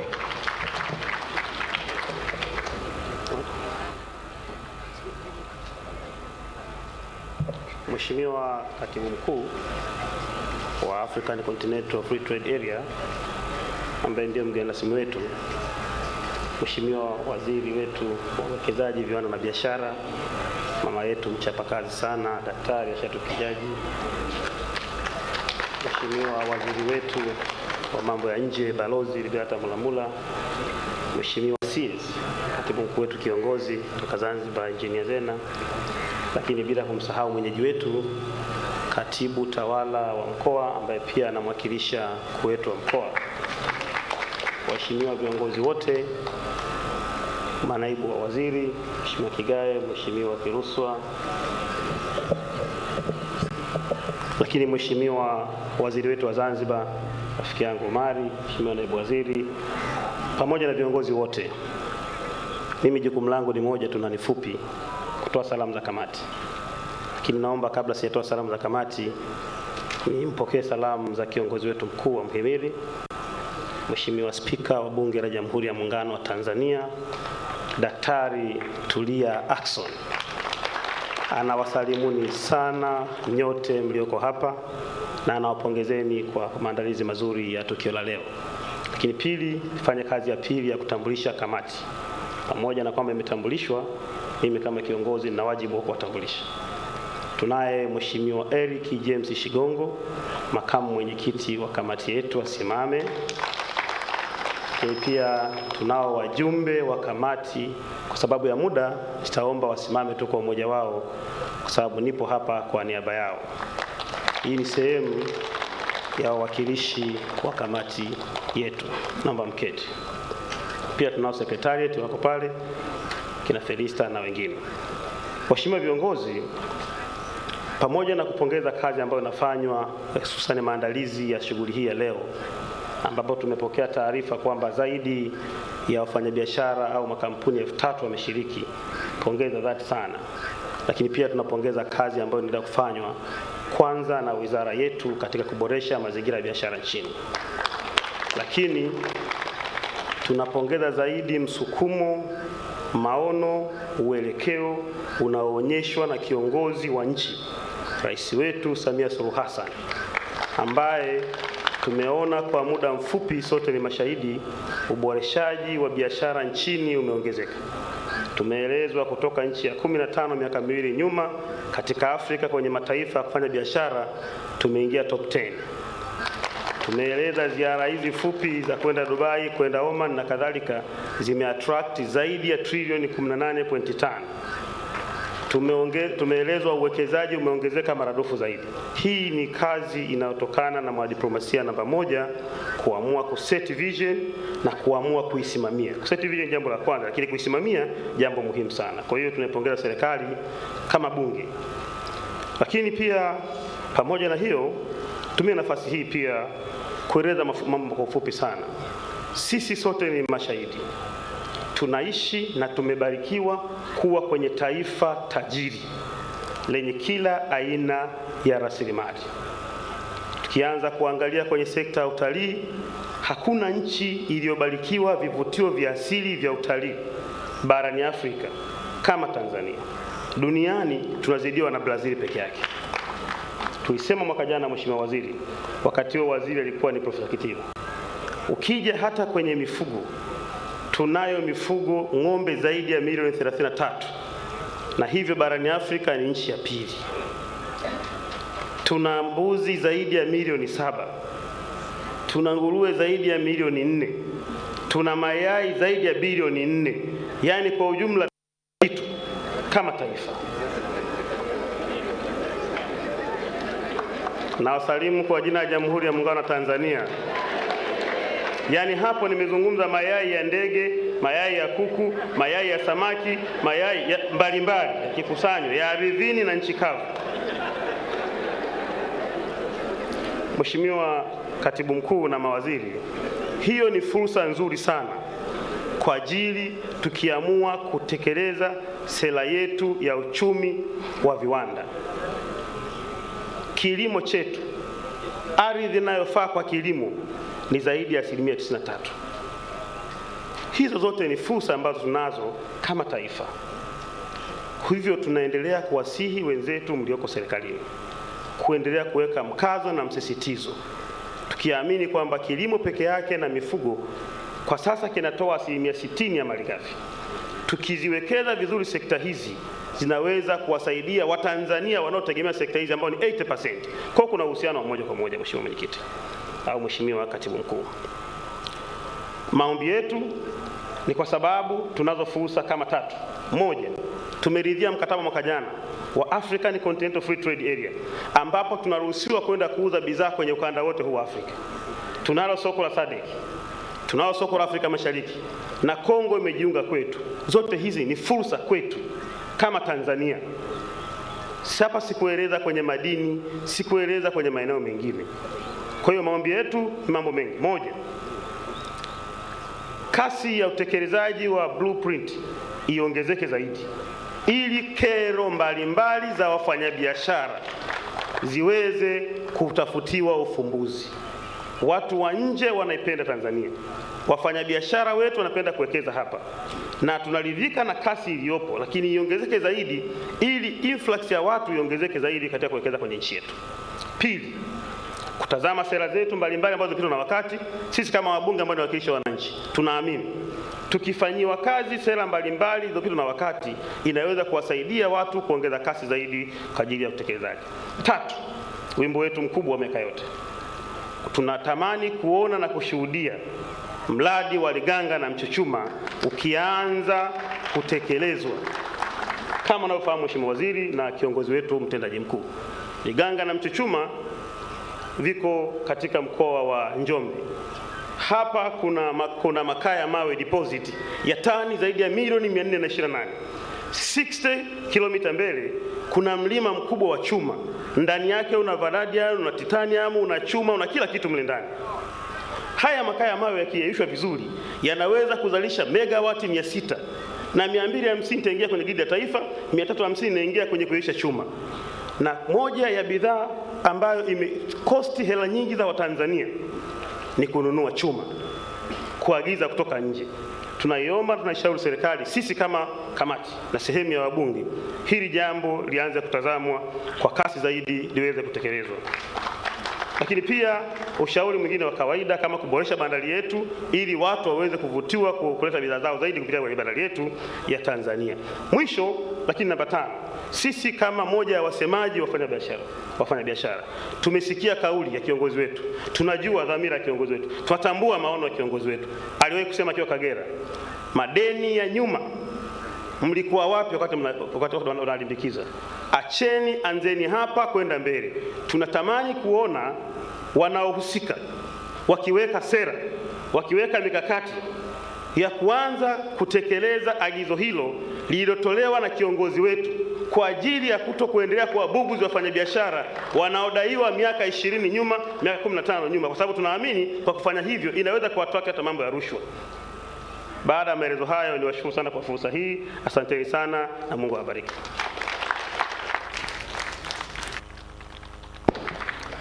Naomba tumpigie makofi mengi sana, na pia tumpongeze yeye pamoja na kamati yake kwa kazi nzuri ambayo wanaendelea kuifanya bungeni, tukiwa tunaamini hayo na mengine ambayo pia sisi tutayaleta kule yataenda sambamba. Nina heshima sasa kubwa sana kumkaribisha Mheshimiwa Waziri wa Biashara na Maendeleo ya Viwanda, ndugu yangu Omar Said Shabani, mwakilishi kutoka Baraza la Wawakilishi Zanzibar, aweze naye kutupa salamu zake. Naomba tumpigie makofi mengi sana na Mheshimiwa Omar Said Shabani. Karibu sana. Asante.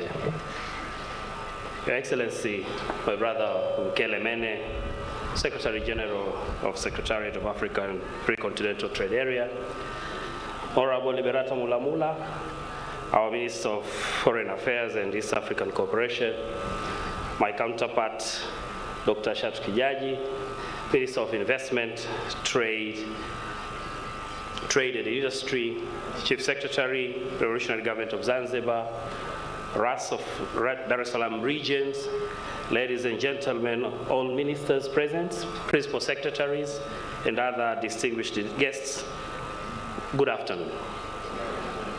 Your Excellency, we're very glad that you could spare some time with us this afternoon. We will always treasure your memories and your presence among us. Welcome back to Tanzania. Your Excellency, the task assigned to me this afternoon is to give a remarks from Zanzibar. Though the program doesn't show my remarks and message, either from Zanzibar should be directed to who, but I guess it's to participants and to you, your guest of honor, my brother, Mkelemene. And this is what I'm prepared to do this afternoon. Let me begin my message from Zanzibar to participants in TanTrade. I want to sincerely congratulate everyone, from exhibitors, visitors, and organizers, for your tireless effort to take role in making this 46th Dar es Salaam International Trade Fair more successful and relevant trading platform. You have continued to provide trading and marketing space to many entrepreneurs and manufacturers from Tanzania and beyond.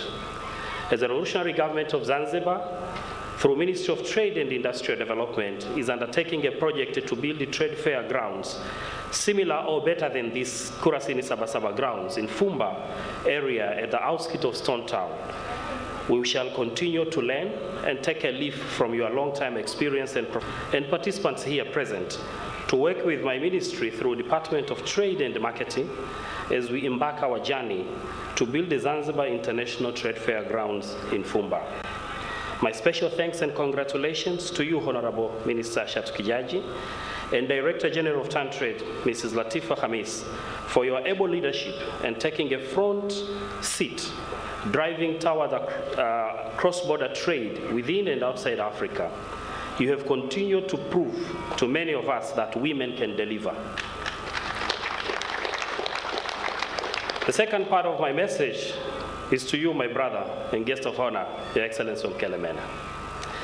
The continental ambitions to deeper and broader integration in terms of trade is irreversible, as demonstrated by flagship programs, particularly African Continental Free Trade Area, among others.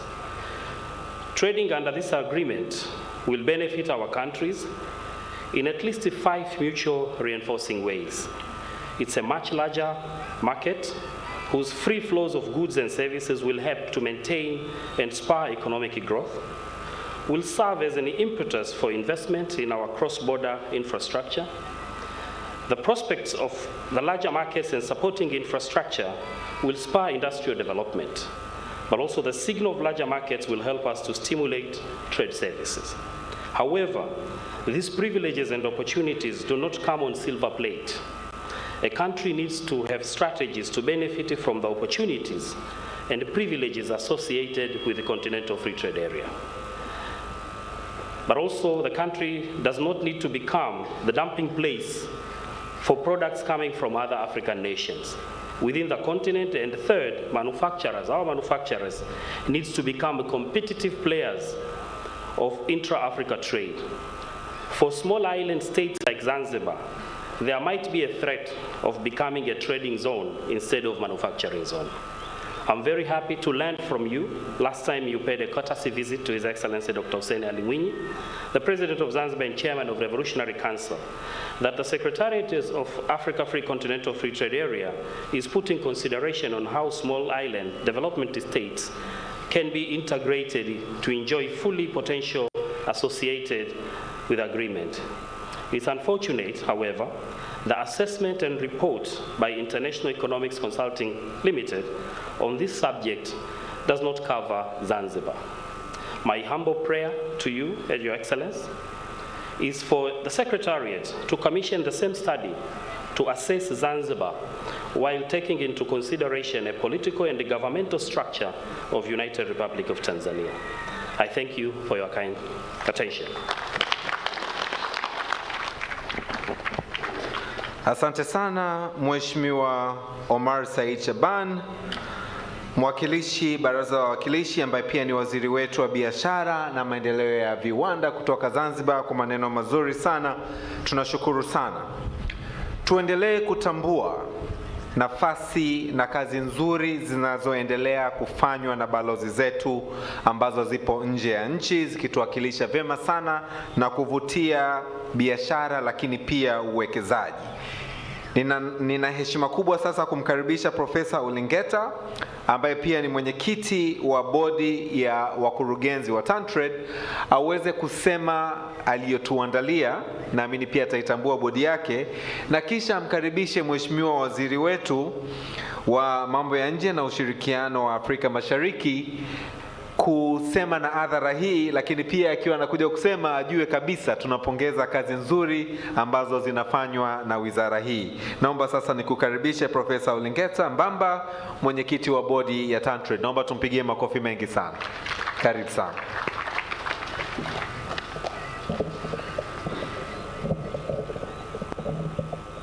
Mheshimiwa Wamkele Mene, Katibu Mkuu, Sekretari ya Soko Huru la Afrika na mgeni rasmi, Mheshimiwa Dr. Ashatu Kijaji, Mbunge na Waziri wa Uwekezaji, Viwanda na Biashara, Mheshimiwa Omar Said Shaban, Mjumbe wa Baraza na Waziri wa Biashara na Maendeleo ya Viwanda, Serikali ya Mapinduzi Zanzibar, Mheshimiwa Balozi Liberata Mulamula, Mbunge, Waziri wa Mambo ya Nje na Ushirikiano wa Kimataifa, waheshimiwa mawaziri wote mliopo hapa katika siku ya leo, Mheshimiwa Exaud Oneka Kigahe, Mbunge, Naibu Waziri wa Uwekezaji, Viwanda na Biashara, na pia natambua waheshimiwa manaibu wa waziri wote mliopo hapa, Mheshimiwa David Kianzile, Mbunge na mwenyekiti wa kamati ya Bunge, Viwanda, Biashara na Mazingira.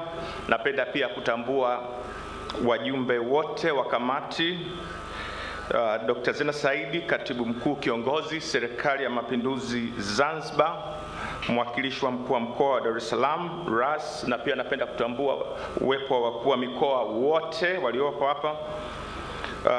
Napenda kutambua wakuu wa wilaya wote waliopo hapa, Profesa God Kaherala, Katibu Mkuu Wizara ya Uwekezaji, Viwanda na Biashara, na Napenda pia kutambua makatibu wakuu wote na manaibu katibu wakuu wote waliopo hapa katika siku ya leo, waheshimiwa mabalozi na wakuu wa mashirika ya kimataifa, Bi Latifa Mohamed Hamis, mkurugenzi mkuu wa TanTrade, Angelina Ngalula kama yupo, mwenyekiti mwakilishi wa sekta binafsi Tanzania, Bi Esther Mangenya, mkurugenzi mtendaji Benki ya Tanzania na mdhamini mkuu wa maonesho ya 46 wa biashara ya kimataifa Dar es Salaam.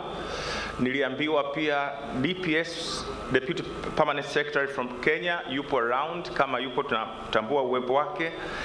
Viongozi wa vyama vya siasa na dini mliopo hapa, viongozi wa mashirika ya umma na binafsi, napenda kutambua management ya wizara na TanTrade.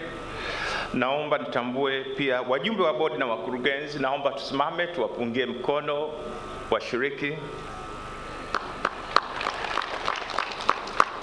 Ndugu washiriki wa maonesho, wageni waalikwa, wanahabari, mabibi na mabwana, ninawasalimu kwa jina la Jamhuri ya Muungano wa Tanzania. Mheshimiwa mgeni rasmi, kwanza kabisa napenda kuchukua fursa hii kumshukuru Mwenyezi Mungu mwingi wa rehema kwa kutukutanisha mahali hapa na kutuwezesha kushiriki maonesho haya 46 ya biashara ya kimataifa ya Dar es Salaam tukiwa na afya njema. Pili, napenda kwa niaba ya bodi, management na wafanyakazi wa TanTrade, ninayo heshima kubwa kukushukuru wewe mgeni rasmi kwa kutenga muda wako adhimu na kukubali kushiriki nasi katika hafla hii ya ufunguzi wa maonesho 46 ya biashara ya kimataifa Dar es Salaam. Asante sana.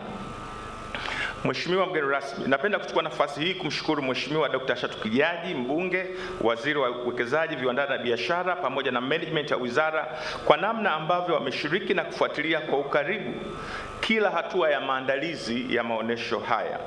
Namshukuru pia Mheshimiwa Balozi Liberata Mulamula, waziri wa mambo ya nje na ushirikiano wa Afrika Mashariki, pamoja na balozi za Tanzania nje ya nchi kwa kukubali kushirikiana nasi katika maandalizi ya maonesho haya na katika kuratibu misafara ya wanunuzi wa kimataifa kutoka nchi 7 ambayo ni Jamhuri ya Demokrasia ya Kongo, Rwanda, Burundi, Vietnam, Indonesia, Misri na Pakistan.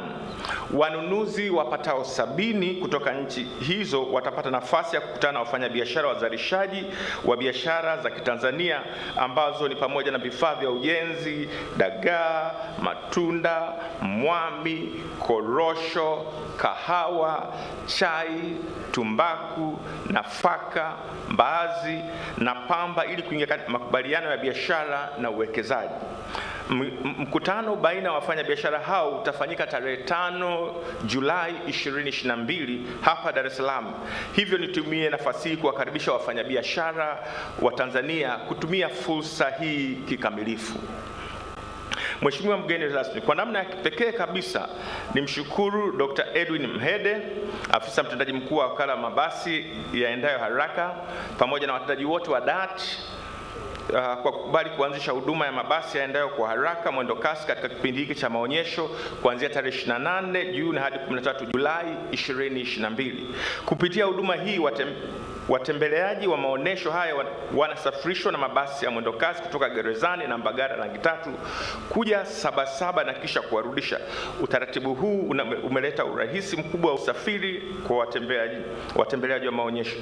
Niwashukuru pia wazazi na walimu wa shule za sekondari kutoka wilaya ya Babati, Ruangwa, Bahi na Kaskazini B Unguja, Pemba na Dar es Salaam kwa kubali mwaliko wetu wa kuwaleta wanafunzi katika ziara ya kutembelea maonesho haya kupitia programu ya Watoto Wetu Urithi Wetu, ambapo watapata uelewa juu ya jukwaa hili la biashara, watajifunza kwa vitendo juu ya ujasiriamali, majukumu ya taasisi za serikali na kupata ufahamu kutoka mataifa yanayoshiriki maonesho haya.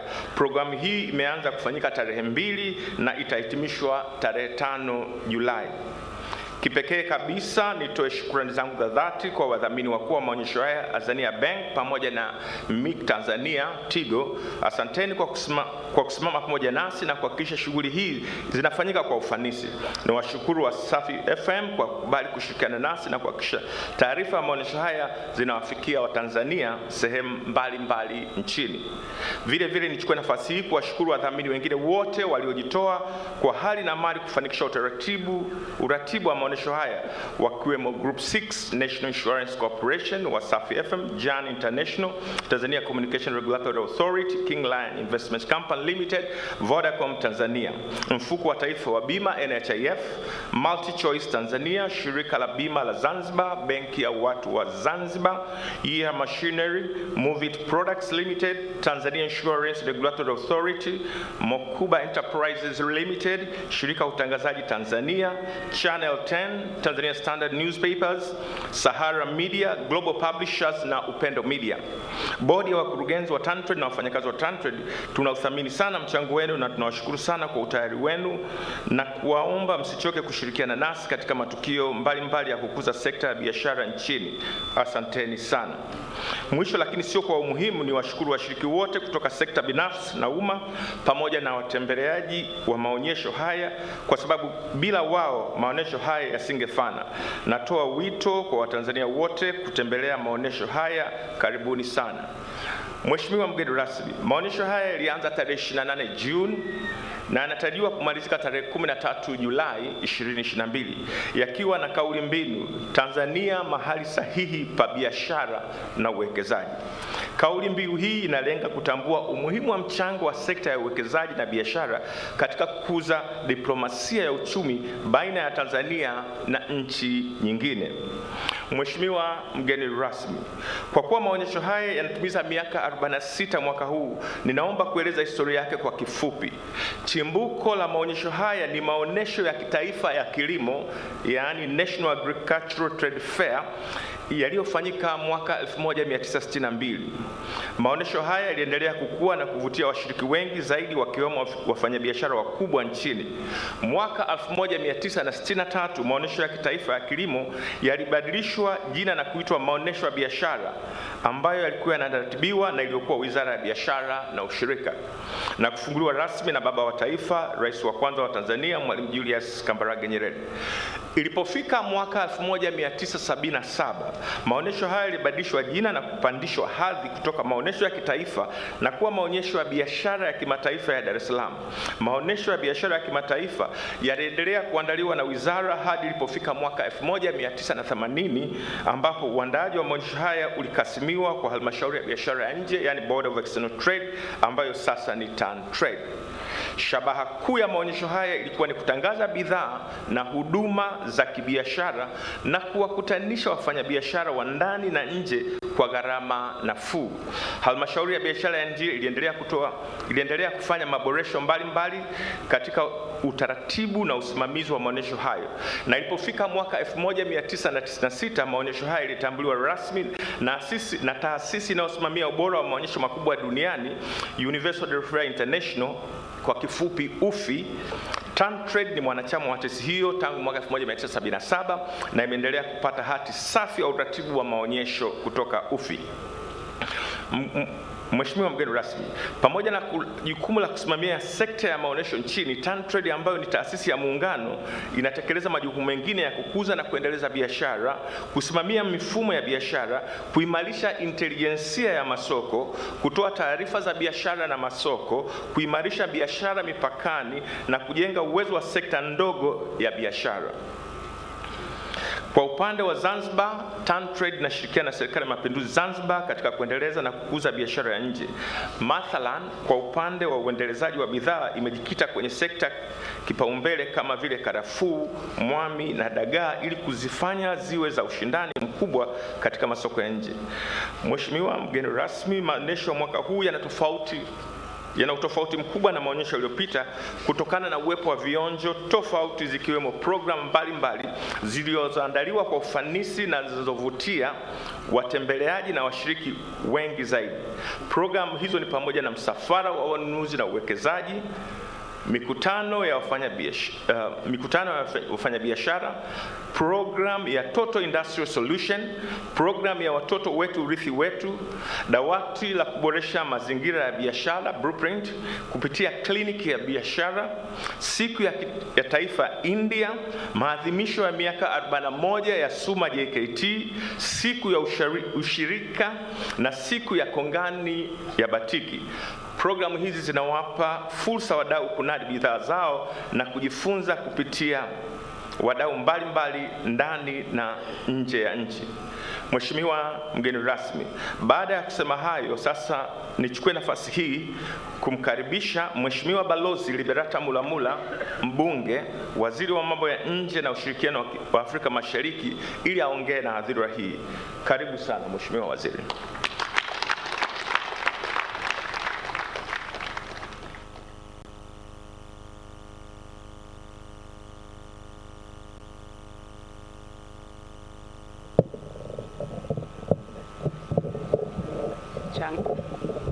Changamoto.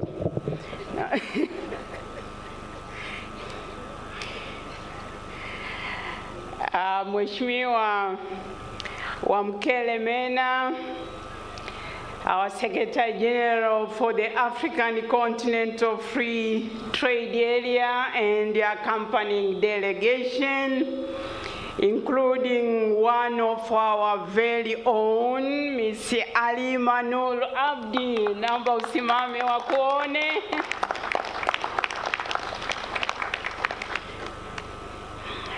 Mheshimiwa Dr. Shatu K. Kijaji, mbunge, na wifi yangu, msiulize kuna jina la kati la K. Waziri wetu wa uwekezaji, viwanda na biashara na mwenyeji wetu Mheshimiwa Omari Saidi Shamani, waziri wa biashara na maendeleo ya viwanda wa serikali ya mapinduzi ya Zanzibar, wanamwitaga partner. Mheshimiwa dada yangu Engineer Zena, katibu mkuu kiongozi wa serikali ya mapinduzi ya Zanzibar, mwakilishi wa mkuu wa mkoa Bwana Rasi, nimefurahi kukuona. Asante sana kwa kutukaribisha. Waheshimiwa manaibu waziri wote kwa ujumla wenu kutoka serikali ya Jamhuri ya Muungano wa Tanzania na serikali ya mapinduzi ya Zanzibar, naomba kutambua uwepo wenu. Mheshimiwa mwenyekiti wa kamati ya bunge ya viwanda, biashara na mazingira, Mheshimiwa David Kienzile, mbunge, na shukuru umetusemea wote wabunge na waheshimiwa wabunge wote mliopo, makatibu wakuu na watambua uwepo wenu, na manaibu wa katibu wakuu mliopo, watendaji wakuu wa taasisi mbalimbali mliopo, na kushukuru mwenyekiti wa bodi ya wakurugenzi wa TanTrade kwa kutupa historia ya tangu maonyesho haya yalivyoanza na kunikaribisha. Lakini seme pengine in the silence of your heart, tuwakumbuke wakurugenzi watendaji waliotangulia mbele ya haki, akiwemo Balozi Edwin Rutageruka ambaye alikuwa pia mkurugenzi ambaye ametuondoka hivi karibuni. Lakini tambue na kushukuru sana Bi Latifa kwa kutumakaribisho mazuri, maandalizi mazuri, na kuweza kuchukua ikijiti kama mwanamama mashuhuri. Nakupongeza sana. Nimpongeze pia Bi Esther Mangenya, mkurugenzi wa Benki ya Azania. Asante sana kwa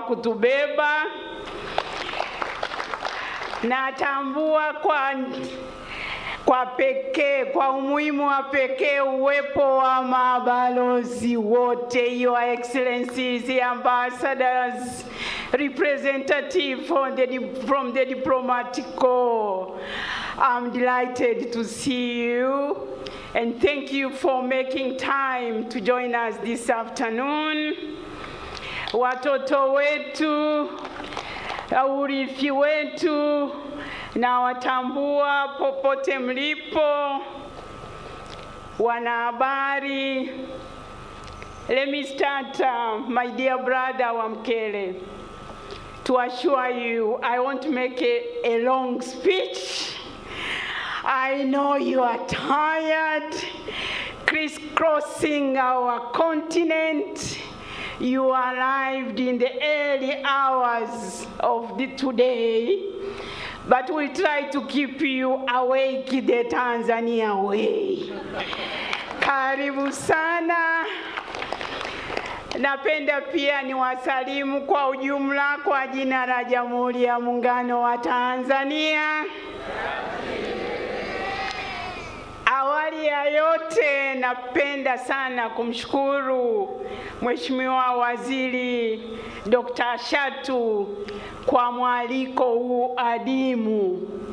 Katika historia ya maonyesho haya, nadhani ni mara chache sana kumkumbuka waziri wa mambo ya nje.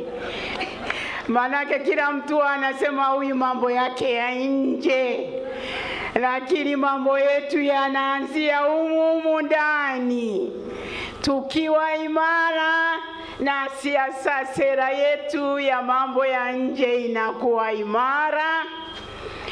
Nafarijika kuona kwamba matokeo ya ziara ya Mheshimiwa Rais Samia Suluhu Hassan yamezaa matunda.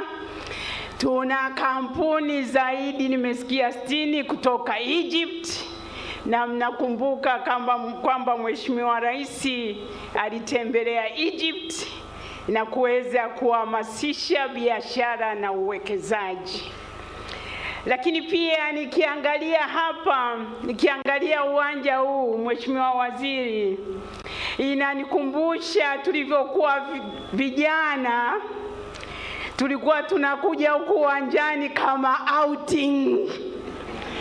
Na wakati ule kulikuwa na madisco mpaka kuna kucha. Kwa hiyo mwenyekiti ametupeleka mbali kutukumbusha enzi hizo. Lakini wenye umri wangu watakumbuka pia kwamba tulikuwa tunakuja uwanjani, tunaondoka na masufuria, mabeseni. Huku ndio ilikuwa sehemu ya shopping. Kwa hiyo mimi kuwa hapa kunaniletea kumbukizi za nyuma sana ya uwanja huu. Lakini nashukuru kwamba katika kipindi cha miaka iliyopita mmekuwa mnafanya ubunifu mwaka hadi mwaka. Tunafarijika sana na maonyesho haya. Lakini to my dear brother Wamkele, I think you should move the Secretariat of the African Free Trade Area in Tanzania. You have been in Tanzania more than any other country, but you just left 3 weeks ago. You were in Arusha. 4 weeks ago, you were in Zanzibar. And today, you are here again. We need to move here. This is where action is. This is where you see trade and investment booming. Kwa hiyo tunakushukuru. Wewe ni kiongozi mwenye uzalendo. Wewe ni kiongozi ambaye una nia ya dhati ya kupigania Afrika ili iweze kujitegemea kiuchumi kwa kukuza biashara na mauzo ya Afrika ndani na nje ya bara la Afrika. Naomba kwa niaba ya serikali, lakini zaidi kwa niaba ya Wizara ya Mambo ya Nje na Ushirikiano wa Afrika Mashariki, tukukaribishe tena, jisikie upo nyumbani. Excellencies, I just decided to make my speech in Swahili for one reason. We are celebrating soon on the 7th of July, another Sabasaba will be celebrating Kiswahili Day in the world. Tunasherekea Kiswahili, siku ya Kiswahili duniani. Kwa hiyo Kiswahili kinaanza na mimi. Naona dada yangu Azania Benki kaangaika kweli na Kiswahili. Kwa hiyo naomba uwe mgeni wetu wa heshima katika siku ya Kiswahili duniani. Na utanihakikishia kwamba unaweza kutamka Wizara ya Mambo ya Nje na Ushirikiano wa Afrika Mashariki.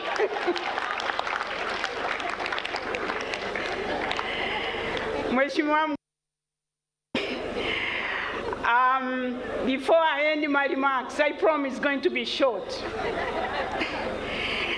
Niwashukuru sana kwa kutupa fursa hii ya kuweza kujumuika na nini siku ya leo. Nimshukuru waziri na timu yako nzima, niwashukuru TanTrade kwa maandalizi mazuri, lakini kumleta kaka yetu wa Mkelemene, tunajisikia kama Wizara ya Mambo ya Nje, nashukuru mmetambua mchango wa mabalozi zetu, wabalozi wetu wako hapa. Nimesikia kuna balozi wetu wamekuja na ujumbe kutoka Algeria, lakini balozi zetu 45 na konseli kuu 5 zinafuatilia na zimejipanga kuhakikisha kuwa tunaendelea kutafuta fursa ya masoko ya bidhaa na huduma zetu na kuendelea kuvutia wawekezaji na wafanyabiashara. Mheshimiwa Waziri wa Uwekezaji, Viwanda na Biashara, naomba kukuhakikishia kwamba tuko pamoja, kazi inaendelea. Asanteni sana.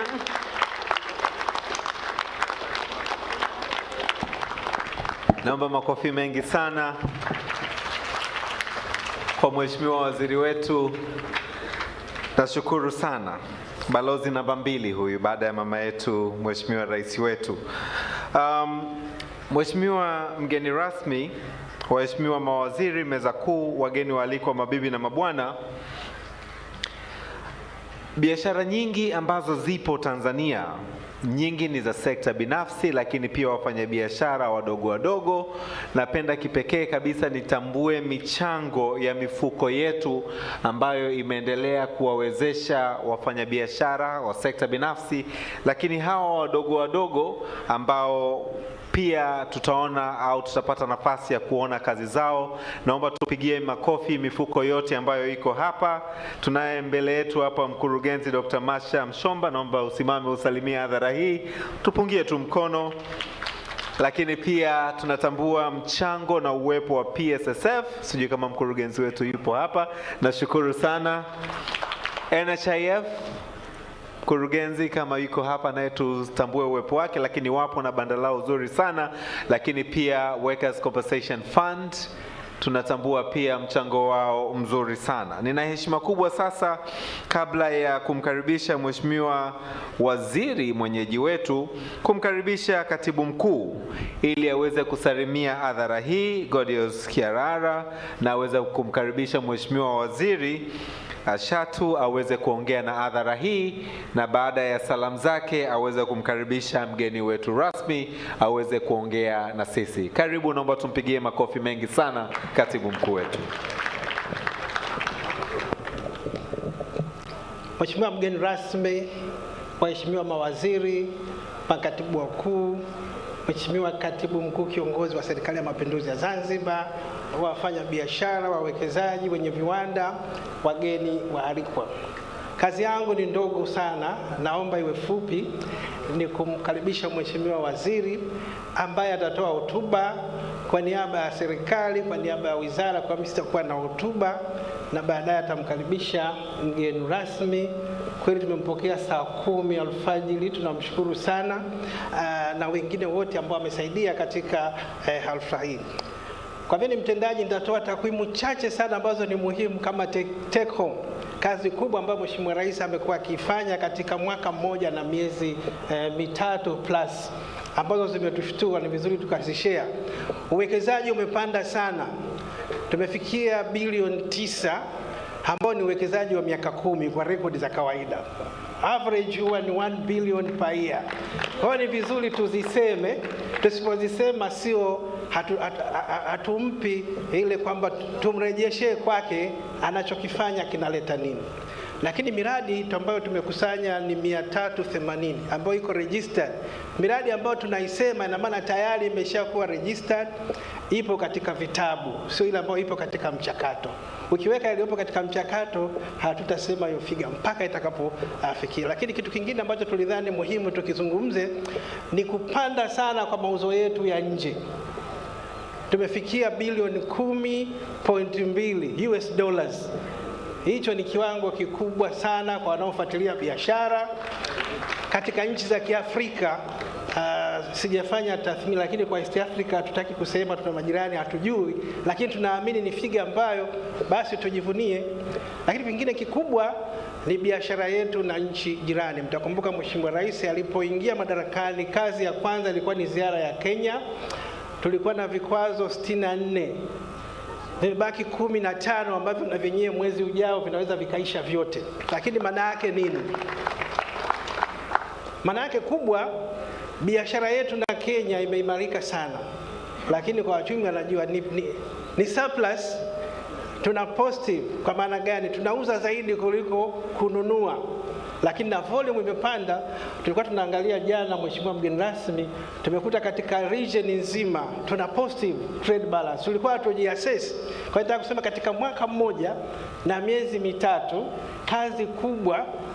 Mheshimiwa Waziri wa Mambo ya Nje amezungumza vizuri. Mheshimiwa Rais katika ziara zake zote, uchumi ni kama ile diplomasia ya kiuchumi ni kitu ambacho amekibeba. Tumeona aliyotokea kwenye Royal Tour, tumeshazungumza, nataka kuyazungumza, lakini ni makubwa na vitu vingine vinaendelea. Basi kwa hizo takwimu chache, naomba nichukue nafasi hii kukaribisha Mheshimiwa Waziri kwa ajili ya kutoa hotuba na kumkaribisha mgeni rasmi. Asanteni sana.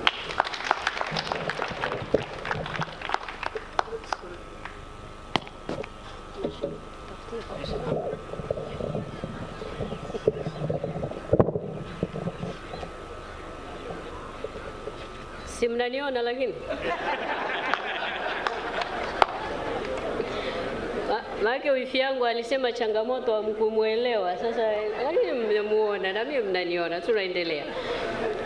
Mheshimiwa Wamkele Mene, Katibu Mtendaji wa Secretariat ya Eneo Huru la Biashara Afrika. Mheshimiwa Balozi Lebarata Mulamula, Waziri wa Mambo ya Nje na Ushirikiano wa Afrika Mashariki. Lakini umesisitiza ni wifi yangu na mimi nasisitiza hivyo. Mheshimiwa Omar Said Shaban, pacha wangu kutoka Zanzibar anayeshughulika na Wizara ya Biashara na Maendeleo ya Viwanda katika Serikali ya Mapinduzi Zanzibar. Mheshimiwa Mudrik Ramadhani Soraga, pacha wangu pia kutoka Serikali ya Mapinduzi Zanzibar, waziri anayeshughulika na kazi, uchumi na uwekezaji. Mheshimiwa Exaudi Silaoneka Kigahe, naibu waziri wa uwekezaji, viwanda na biashara. Waheshimiwa naibu mawaziri wote ambao mmekuja kuungana nasi siku hii ya leo, tunawashukuru sana na karibuni sana. Waheshimiwa wabunge wenzangu, tukiongozwa na Mheshimiwa David Mwakiposa Kihenzile, mwenyekiti wa kamati ya kudumu ya Bunge ya Viwanda, Biashara na Mazingira. Tumepokea maelekezo yako na kama serikali tunakwenda kuyatekeleza. Bwana Hassan Abbas Rugwa, katibu tawala wa mkoa wa Dar es Salaam, anayemwakilisha Mheshimiwa mkuu wa mkoa wa Dar es Salaam. Lakini nikitambua sana dada yangu, ndugu yangu Mheshimiwa Rosemary Senyamule, mkuu wa mkoa wa Geita, pamoja na Mheshimiwa DC wetu. Natambua kazi nzuri mnayoifanya ya maonyesho ya biashara kule Geita, na nashukuru sana kwa uwepo wenu kwenye hafla hii ya leo. Asanteni sana. Mheshimiwa Mhandisi Zen Ahmed Said, katibu wa Baraza la Mapinduzi na katibu mkuu kiongozi wa Serikali ya Mapinduzi ya Zanzibar. Katibu mkuu Profesa Godius Kahiarara, katibu mkuu Wizara ya Uwekezaji, Viwanda na Biashara, nikitambua uwepo wa makatibu wakuu wote ambao wapo. Na muona ndugu yangu Zainab Chaula daktari, lakini manaibu makatibu wakuu, natambua uwepo wenu, karibuni sana sana. Waheshimiwa mabalozi na wakuu wa mashirika ya kimataifa mlioko nasi mchana wa leo, Profesa Ulingeta Mbamba, mwenyekiti wa bodi ya wakurugenzi ya TanTrade, Bi Latifa Mohamed Khamis, mkurugenzi mkuu wa TanTrade, Bi Esther Mangenya, mkurugenzi mtendaji wa benki ya Azania na mdhamini wetu mkuu wa maonyesho yetu ya 46 ya biashara ya kimataifa ya Dar es Salaam. Natambua pia na nimemuona kwa mbali wajumbe wa bodi, natambua uwepo wenu wa bodi yetu ya TanTrade, lakini natambua uwepo wa CRDB Bank na muona makamu mwenyekiti wa bodi ya CRDB Bank Profesa Neema, tunakushukuru sana. Karibu, tunaendelea kushirikiana kwa pamoja. Viongozi wa vyama vya siasa pamoja na viongozi wa dini mliopo nasi hapa, viongozi wa mashirika ya umma, wakurugenzi wote pamoja na wakurugenzi wa sekta binafsi mlioko nasi, management na wafanyakazi wa wizara yetu ya uwekezaji, viwanda na biashara pamoja na taasisi yetu ya TanTrade, ndugu washiriki, wageni waalikwa, marafiki zangu wanahabari, mabibi na mabwana. Jamhuri ya Muungano wa Tanzania. Jamhuri ya Muungano wa Tanzania. Kule kwa watoto sijasikia. Jamhuri ya Muungano wa Tanzania. Watoto wamesinzia, naomba muamshe. Jamhuri ya Muungano wa Tanzania. Wako macho, sasa tunakwenda pamoja. Mheshimiwa mgeni rasmi, kaka yetu wa Mkelemene, awali ya yote napenda kuchukua fursa hii kumshukuru sana Mwenyezi Mungu mwingi wa rehema kwa kuweza kutufikisha siku hii kubwa kwetu, ambayo tunafungua rasmi maonyesho yetu ya 46 ya biashara ya kimataifa hapa Dar es Salaam. Kwa upekee kabisa, binafsi na kwa niaba ya management ya wizara ninayoiongoza, napenda kutoa shukrani zangu za dhati kwako wewe Mheshimiwa wa Mkelemene, katibu mtendaji wa Secretariat ya eneo huru la biashara la Afrika, kwa kukubali kwako ombi letu la kuwa mgeni rasmi katika hafla hii ya ufunguzi wa maonyesho haya. Tunatambua kabisa kuwa una ratiba ngumu ya kutekeleza majukumu mbalimbali, na kwa heshima na umuhimu uliotupatia umekubali kujumuika pamoja nasi.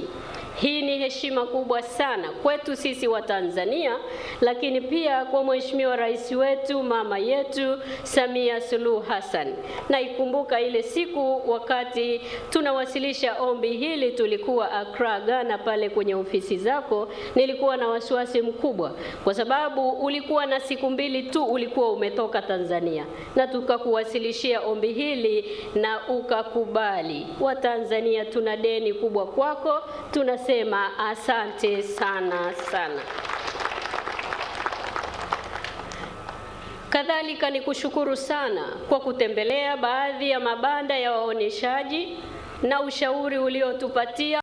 Tulikuwa tukimaliza banda moja, tunaongea tunapokuja ukieleza uchu wako wa kutaka kuona Waafrika tukifanya biashara ndani ya Afrika, tukizalisha bidhaa zetu wenyewe, tukiongeza thamani ya malighafi ambazo tumekuwa tukiziuza nje ya nchi zetu, na tukifanya biashara sisi wenyewe. Na ukanihakikishia uwezo huo tunao, na umeona wanawake, umewaona vijana, umewaona Watanzania tukishughulika kuongeza thamani ya malighafi zetu tulizonazo ndani ya nchi. Tunakushukuru sana, tumepokea ushauri wako wote. Sisi kama wizara tunakwenda kuusimamia, tunakwenda kutekeleza, na lengo likiwa tuwe wa kwanza kunufaika na faida ya eneo hili huru la biashara la Afrika ambayo unaiongoza wewe secretariat yake. Tunakushukuru sana sana. Mheshimiwa mgeni rasmi, napenda pia kuishukuru sana bodi yetu ya wakurugenzi, management na watumishi wa mamlaka ya maendeleo ya biashara Tanzania, TanTrade, kwa jitihada kubwa walizofanya kuhakikisha kwamba maonesho haya yanaandaliwa, kusimamiwa vizuri na kufanikiwa. Asanteni sana na pongezi nyingi kwenu. Niwashukuru sana viongozi mbalimbali wa kitaifa na kimataifa. Ninatambua tulikuwa na siku ya Irani pale tarehe 1, tulikuwa na balozi wetu wa Irani ambaye alishiriki nasi kwenye siku ile ya Irani. Kama ilivyoelezwa, maonyesho ya mwaka huu ni tofauti. Tunataka wote waje wajifunze hapa kwetu Tanzania. Kwa tunawashukuru wote ambao mmefika, na tunashukuru kwa ushauri ambao mmekuwa mkitupatia, tunaahidi kutekeleza. Kadhalika nivishukuru sana vyombo vya ulinzi na usalama kwa kuhakikisha eneo hili linakuwa salama kwa waoneshaji na watembeleaji katika kipindi chote cha maonyesho. Napenda pia kutoa shukrani zangu kwa wanahabari wetu. Nimekuwa nikifuatilia vyombo vyetu vya habari, taarifa nyingi za habari kila zinapofika mmeweka slot ya kueleza yanayojiri ndani ya maonyesho yetu ya biashara ya kimataifa. Asanteni sana, endeleeni kueleza Afrika, endeleeni kuieleza dunia kwamba Rais Samia Suluhu Hassan yuko tayari kuihudumia Afrika kutoka Tanzania kwa bidhaa zilizokamilika kabisa. Ndugu mgeni rasmi, nashukuru pia wadhamini wetu wametamkwa hapa na mwenyekiti, na washukuru mno kwa kuwa nasi na kuwezesha yote haya kufanyika. Bila uwezo wa pesa tusingeweza kusimama hapa tulipo. Asanteni sana sana. Mheshimiwa mgeni rasmi, jukumu langu ni dogo tu na mimi nisingependa kurefusha hotuba yangu, lakini kabla sijakukaribisha niruhusu niseme maneno machache mbele yako na mbele ya Watanzania ili kwa pamoja tuweze kuelewa wapi tunaelekea kama Wizara ya Uwekezaji, Viwanda na Biashara. Maelekezo waliotupatia Watanzania kupitia ilani ya Chama cha Mapinduzi tunayatekeleza kwa nguvu zetu zote. Mheshimiwa mgeni rasmi, maonesho haya yana kauli mbiu isemayo Tanzania mahali salama pa biashara na uwekezaji, ikilenga kutambua umuhimu wa mchango wa sekta ya uwekezaji na biashara katika kukuza na kuimarisha diplomasia ya uchumi baina ya Tanzania na nchi nyingine. Katibu mkuu amesema vizuri sana hapa kuhusu takwimu mbalimbali tangu serikali ya awamu ya 6 imeingia madarakani. Kibiashara tunafanya vizuri, kiuwekezaji tunafanya vizuri. Hivyo katika kutimiza kauli mbiu hii na azma hii ya serikali yetu ya awamu ya 6 chini ya uongozi makini wa Mheshimiwa Samia Suluhu Hassan, Rais wa Jamhuri ya Muungano wa Tanzania, inapambana kuhabarisha ulimwengu kuwa nchi yetu imedhamiria kufungua mipaka na kuimarisha mazingira rafiki ya uwekezaji na biashara katika fursa mbalimbali. Nikushukuru sana Mheshimiwa mwenyekiti wetu wa kamati, umesema vizuri tuharakishe kutekeleza blueprint, na hiyo ndio dhamira ya serikali ya awamu ya 6. Tumesimama imara kuhakikisha vikwazo vyote vya kibiashara na uwekezaji vinaondoka ili wafanya biashara wetu na wawekezaji waweze kufanya biashara vizuri. Na kwa hili mnamo mwezi Aprili sote tunafahamu mwaka 2022 Mheshimiwa Rais wetu alianza kwa kutangaza vivutio vya sekta ya utalii kwa mataifa mbalimbali ulimwenguni kupitia filamu ya Royal Tour iliyozinduliwa rasmi nchini Marekani. Kupitia filamu hii, Mheshimiwa Rais wetu amekuwa balozi mzuri sana wa kuisemea Tanzania na hivyo kuvutia uwekezaji na wawekezaji sio tu kwenye utalii bali pia katika sekta nyingine za kiuchumi. Ni dhahiri kwamba watalii wengi wakija nchini, uwekezaji na biashara pia vitashamiri. Na matunda yake tumeshaanza kuyaona, mbali na kusaini makubaliano mbalimbali na washirika wetu katika biashara, wawekezaji wengi wameshafika nchini kwa ajili ya kuangalia fursa za uwekezaji na kufungua mipaka ya nchi zao kwa ajili ya bidhaa zinazotoka ndani ya taifa letu. Haya ni mafanikio makubwa sana tunayojivunia sisi kama wizara, lakini kama serikali, na kwa hili tunampongeza sana Mheshimiwa Rais wetu mama yetu Samia Suluhu Hassan. Kadhalika tunafahamu Mheshimiwa Rais wetu alipotembelea nchi ya Umoja wa Falme za Kiarabu wakati wa maonyesho ya kimataifa ya Expo 2020, alikwenda pia Ubelgiji, alikwenda Ufaransa mwezi wa pili mwaka huu. Tulishuhudia kusainiwa kwa mikataba mbalimbali ya kibiashara na uwekezaji. Nini maana ya mikataba hii? Ni sisi wa Tanzania kuwa tayari kuhakikisha mikataba hii iliyosainiwa ya trilioni 17.35 pale Dubai wakati wa maonyesho, wakati wa siku ya Tanzania kwenye maonyesho yale, tunanufaika nayo. Tukae tayari, ajira nyingi zitatekelezwa. Trilioni 17 hizi ni ajira kwa watoto wetu. Trilioni 17 ni ajira kwa akina mama, na sote tumeona akina mama na vijana wetu wako tayari kwa ajili ya ajira na kuweza kushiriki katika biashara na uwekezaji ndani ya taifa letu. Na haya yote tunayaona kama ambavyo tumesikia maonyesho ya mwaka huu hapa tulipo tunayoyazindua leo yamevutia idadi kubwa ya washiriki wanaoonyesha aina mbalimbali za bidhaa wanazozalisha, huduma wanazotoa, lakini teknolojia walizonazo tayari na sisi tuweze kuzichukua ili tuweze kutengeneza bidhaa zetu ndani ya taifa letu. Tunazo jumla ya kampuni 3200 za ndani ambazo ziko ndani ya uwanja huu zikionyesha utayari wa sisi wa Tanzania kufanya biashara na Afrika, sisi wa Tanzania kufanya biashara na dunia. Lakini tunazo kampuni 180 kutoka nje ya Tanzania ambazo ziko na sisi kuonyesha bidhaa zao, kuonyesha teknolojia mbalimbali wanazotumia kuzalisha bidhaa zao ili na sisi tutumie teknolojia hizo kuzalisha.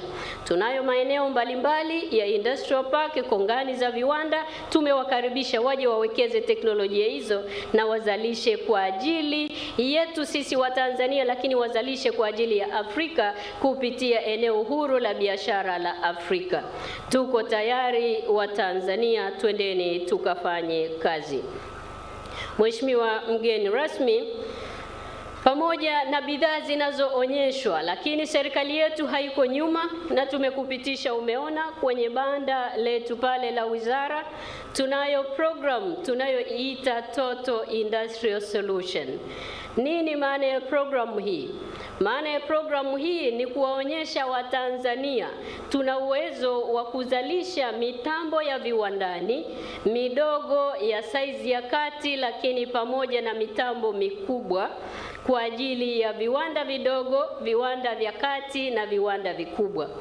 Niwakaribishe Watanzania wote, mfike mje muone Tunao mtambo wa shilingi milioni 6 tu ambao unaweza ukakuzalishia bidhaa nzuri na zikaenda duniani kwenda kuuzwa. Tunao mitambo mikubwa, tunao mtambo wa kuzalisha mafuta ya alizeti, mtambo wa kuzalisha mafuta ya mizaituni tunayo hapa kwa thamani ndogo tu ya milioni 60. Tunaionyesha pale, karibuni wa Tanzania mje muone na tuwekeze kwa pamoja.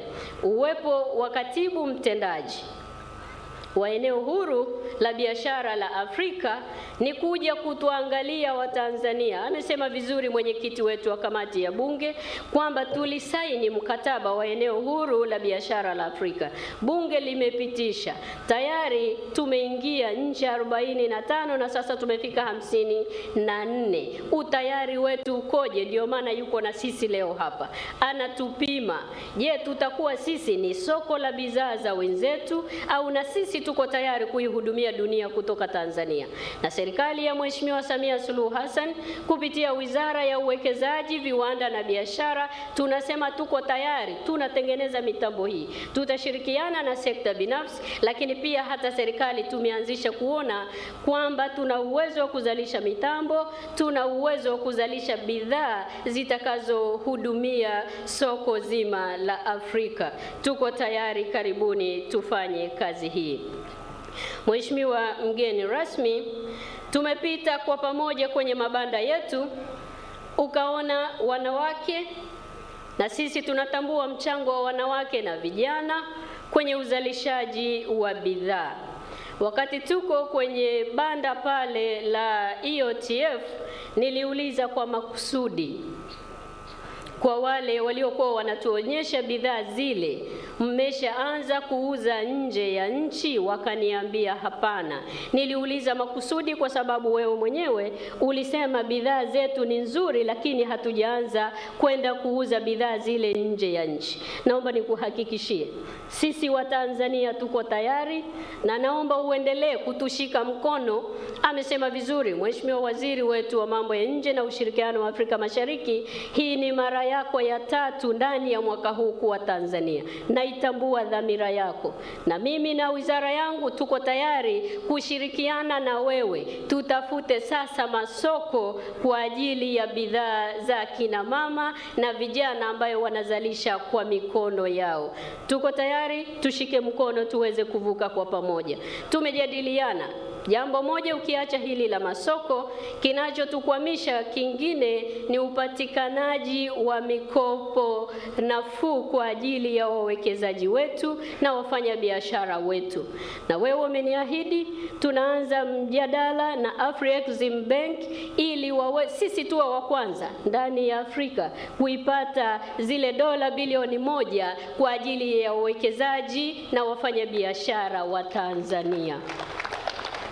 Ndugu zangu wa Tanzania, hii ni fursa kubwa kwetu, na sisi kama wizara tuko tayari kuyafanya haya. Naomba mjitokeze, hizo pesa nazisema mbele yake, mbele ya Watanzania, ili ajue utayari wetu. Twendeni tukazalishe na tuihudumie Afrika kutoka Tanzania. Mapema alfajiri ya leo, kwa kujitoa kwako kwa ajili ya Afrika wenzako, tunakushukuru sana, na niseme mbele ya Watanzania tunakutaraji pia. Mheshimiwa Waziri wa mambo ya nje, tunamtaraji pia mwezi wa 8 atarudi Tanzania, na amesema hivyo atarudi Tanzania kwa ajili ya konferensi kubwa ya wanawake katika biashara. Yuko tayari kutuletea wanawake wote wafanya biashara wa Afrika kuja Tanzania mwezi wa 8. Sisi tunakuahidi ushirikiano mkubwa na tuko tayari kukupokea. Tunaomba usituchoke ili tuweze kulihudumia bara letu na tuweze kufanya biashara kwa pamoja. Ndugu zangu wa Tanzania, ninapomalizia hotuba yangu, naomba tukumbushane mambo mawili makubwa ambayo tunayo. Jambo la kwanza, tuendelee kujitokeza kupata chanjo ya uviko 19. Tusije tukasema ugonjwa huu au janga hili limeondoka. Hapana, limetulia tu. Sasa tuendelee kujitokeza kupata chanjo, kama ambavyo kiongozi wetu amekuwa anasema, tunapunguza makali tunapokuwa tumepata chanjo ile. Tujitokeze kwa pamoja. Lakini la pili, tujiandae na kutoa ushirikiano wa kuhesabiwa katika sensa ya watu na makazi itakapofika tarehe 23 ya mwezi wa 8 mwaka 2022. Sote tunafahamu sensa hii ni muhimu sana, kwani itasaidia kupanga na kutekeleza mipango ya maendeleo ya taifa letu kwa ngazi ya kitaifa na kwa mtu mmoja mmoja. Mimi nipo tayari kuhesabiwa, twendeni kwa pamoja tukahesabiwe tarehe 23 mwezi wa 8 mwaka 2022. Ndugu zangu, na sasa naomba nibadilishe kidogo, maana msije mkasema huyu waziri sasa hata Kiingereza hajui. Anawezaje kufanya biashara kule nje? Sasa naomba nimkaribishe mgeni wetu kwa maneno haya. Ladies and gentlemen, with these remarks, allow me now to welcome His Excellency Wamkele Mene, the Secretary General of the Africa Continental Free Trade Area, to address this specific gathering, but also the Tanzanian community who are watching us through various media. Please, my brother, Your Excellency, Secretary General Wamkele Mene, you are most welcome to talk with Tanzanians. Karibu sana sana. And finally, you officially open our 46th trade fair. Karibu sana. Na Waziri wa Uwekezaji, Viwanda na Biashara Dr. Ashatu Kijaji akiwa amemaliza kutoa hotuba yake na kumkaribisha mgeni rasmi ambaye ni Katibu Mkuu Sekretarieti ya Ukanda Huru wa Biashara Afrika, naye yuko tayari kuweza kusema nasi. Wamkele Mene. Minister, Honorable Minister of Foreign Affairs and East African Cooperation, Minister Mulamula, Honorable Minister Kijaji, Minister for Investment, Trade and Industry, Honorable Minister Shaban, Minister for Trade and Industrial Development, the Revolutionary Government of Zanzibar, Honorable Ministers from both Zanzibar and here in the mainland, Deputy Minister for Investment, Industry and Trade, Honorable Minister Kigahe, Honorable Deputy Ministers that are here, the representative of the Dar es Salaam Regional Commissioner, thank you, sir, for your remarks earlier. The permanent secretaries that are here, the deputy permanent secretaries, the chairman of the board of TAN Trade, the Director General of TAN Trade, of course, the principal secretary of the Revolutionary Government of Zanzibar, the school children that are there, that were singing, the police brass band, the choir from earlier, distinguished ladies and gentlemen, sometimes people say it is an honor to be here. And they say that as a starting point. For me, it is a moving experience. I was taken through the exhibition, and I saw the potential of our continent.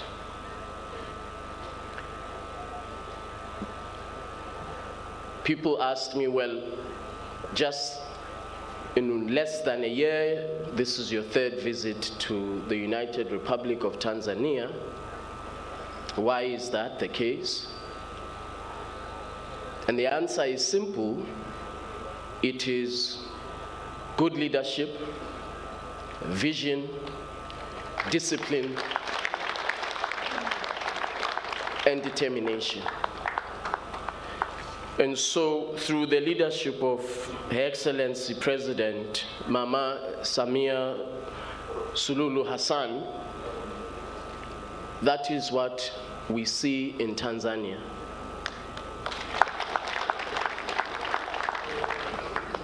The investment reforms have yielded results. Look at the infrastructure development that is happening.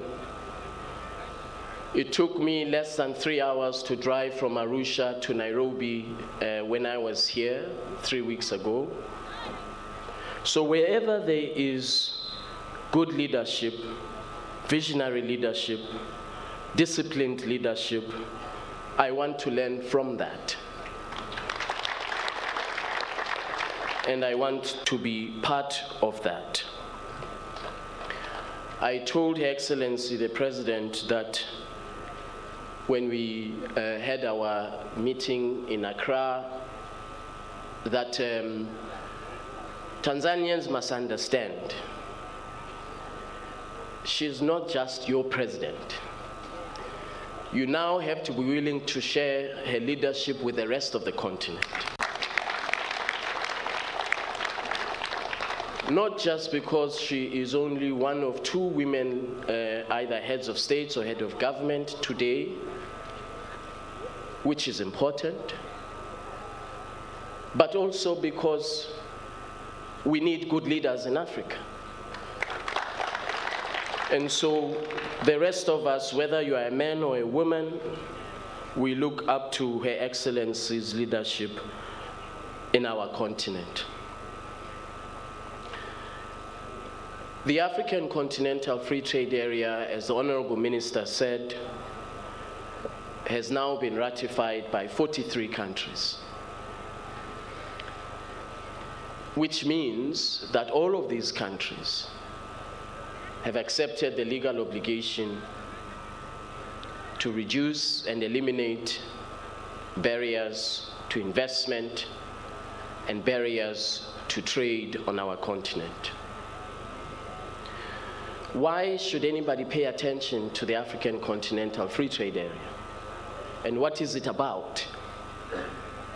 I will mention just 2 examples to underscore the point. 55 of us in Africa, our contribution to global trade is 2.1%. Combined contribution to global trade. Our contribution to global GDP, 55 of us, is 3.1%.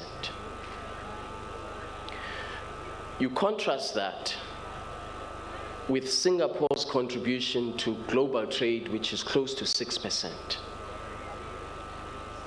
So a city, an island, contributes more to global trade, global output, global GDP, more than all of us in Africa combined.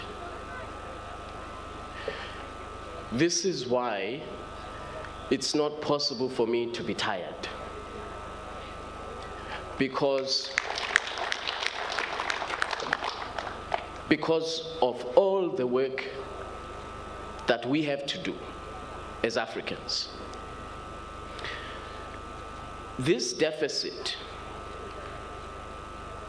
is largely because of Africa's underdevelopment in terms of industrial capacity and output. Over the last 65 to 70 years, we have been exporting and overly reliant on the export of primary commodities, largely to countries of the North. Even when you look at our infrastructure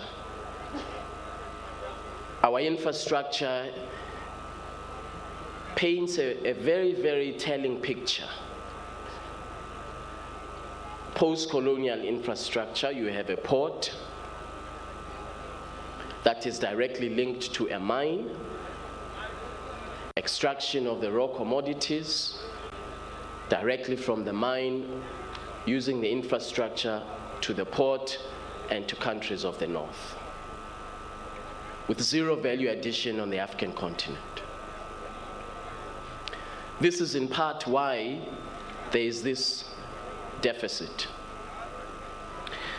The second example, which is also why I cannot afford to be tired. 2019, before the onset of the pandemic, our continent imported $16 billion worth of pharmaceutical products. $16 billion worth of pharmaceutical products. That means jobs forgone. That means competitiveness forgone. Innovation forgone. Because we are exporting the primary commodity, which is agricultural products, that are used to make pharmaceuticals. And we import the finished product. In 2014, the continent exported $6 billion worth of raw coffee, unprocessed coffee. The global coffee industry, after processing, repackaging, value addition, the global coffee industry is $100 billion. $100 billion industry, which we don't control as Africans. Another example is, of course, what is happening now. 1.3 billion of us, and we claim, correctly so, we claim that we have 60% of the world's arable land, and yet we import wheat, barley, and other cereals from Ukraine. We have 60% of the world's arable land, and yet we import, and there were 1.3 billion of us, and yet we import wheat from Ukraine.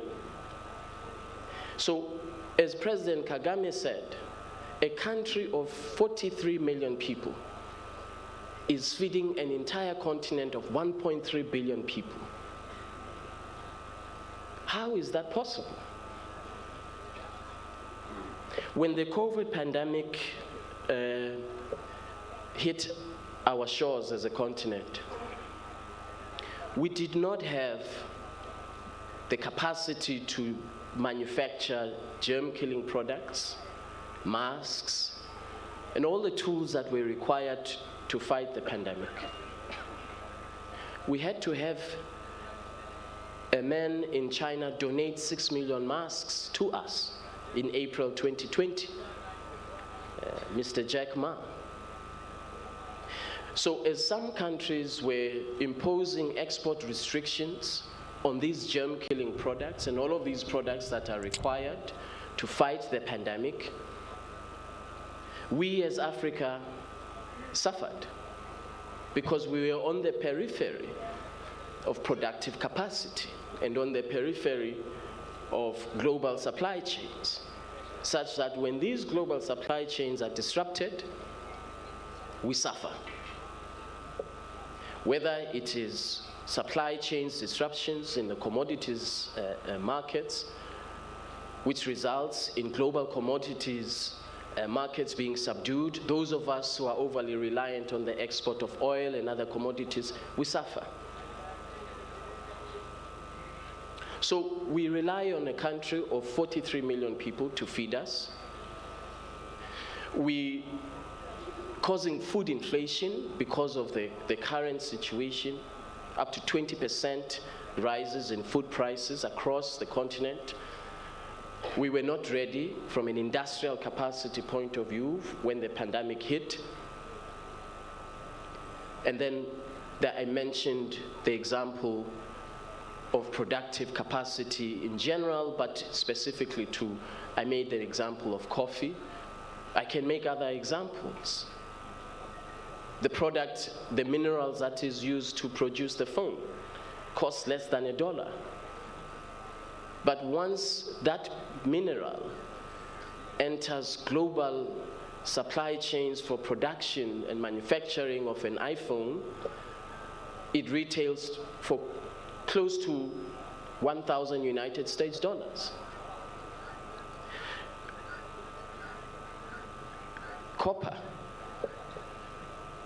Copper is processed in the Ukraine to make wiring harnesses for the vehicles that we drive.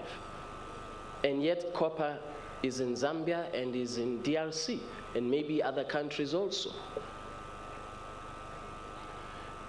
So 65 years, 70 years down the line, we are still faced with this challenge of industrial underdevelopment in our continent. But I believe that the twin effect of these crises, the geopolitical context between Ukraine and Russia, as well as the COVID-19 pandemic, has in very stark terms compelled us Africans to say that we need to do more and to accelerate our own self-sufficiency, establish our own regional, continental value chains without disconnecting from the global economy, but to establish our own self-sufficiency. This is what these two crises have demonstrated in very stark terms about the condition of our continent. Now, the fragmentation of rules, smallness of national economies, the lack of industrial capacity, all of these reasons contribute to intra-Africa trade being at only 18%. We trade more with the rest of the world than we trade amongst ourselves as Africans. We are better connected from the point of view of trade patterns with countries of the North than we are amongst ourselves as African countries. And so in the wisdom of the founding mothers and founding fathers of the Organization of African Unity, May 1963, and of course, President Mwalimu Nyerere was one of them.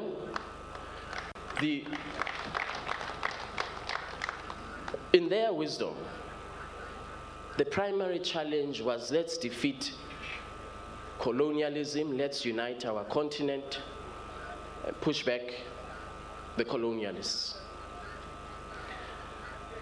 And with the defeat of apartheid in South Africa in 1994, arguably they achieved that objective. But the objective, which is also in the founding treaty of the Organization of African Unity, the objective of an integrated economy in Africa, an economically integrated continent, has evaded us. Now, they, in my view, they played their part. They played their part.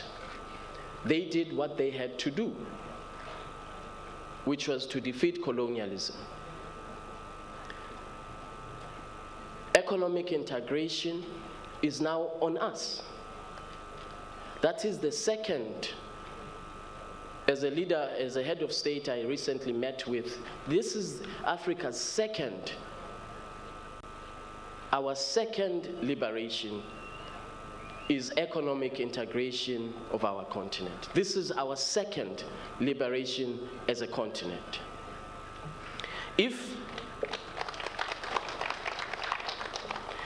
we do not achieve this objective of economic integration, we shall forever remain on the periphery of the global economy, because not a single African country can be globally competitive on its own without the others.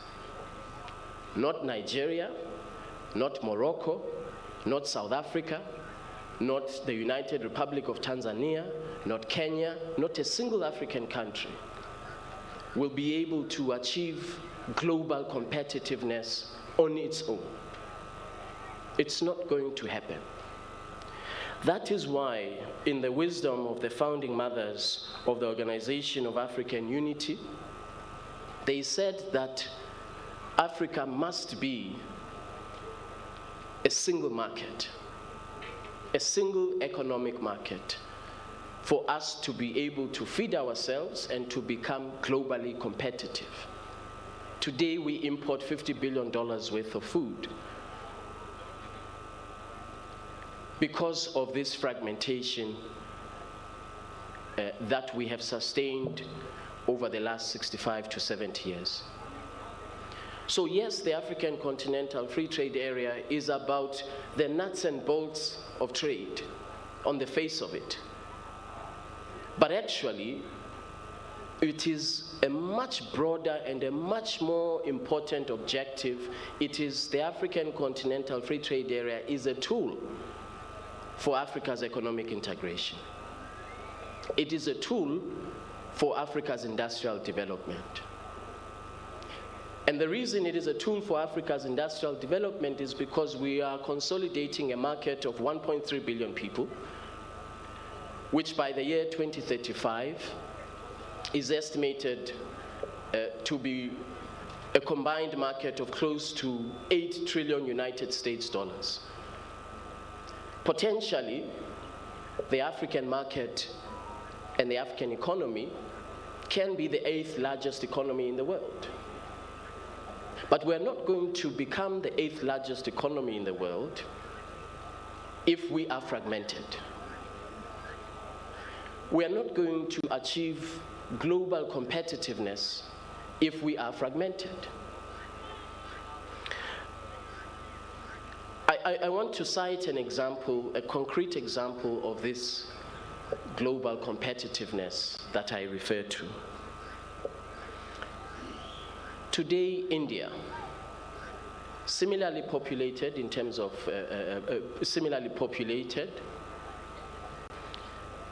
produces 5 million units of vehicles per year, contributing to industrialization, job creation, and innovation. India imports some components of vehicles, but for the most part, it is domestic manufacturing. The African continent produces 750,000 vehicles per year between Morocco and South Africa, for a population of 1.3 billion people. It appears as if it's a deficit, but it's an opportunity actually, because we can establish regional value chains, regional centers of manufacturing excellence, processed copper in Zambia, processed rubber in Liberia, processed leather for leather seats in Ethiopia, catalytic converters in Tanzania. We can establish a truly continental value chain so that by the year 2035, we can also be producing 5 million units of vehicles a year, creating thousands and thousands of jobs. The other good news, of course, is the resource and natural endowment that we have. The other resource that we have is young Africans. By the year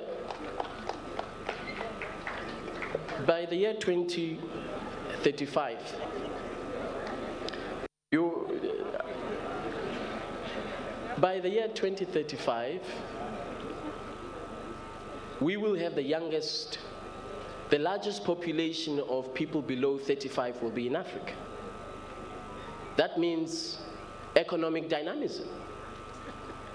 That means we have more people in Africa than anywhere in the world who will contribute to Africa's economy and competitiveness. Similarly, in 2019, of the 10 fastest growing economies in the world, 6 were in Africa.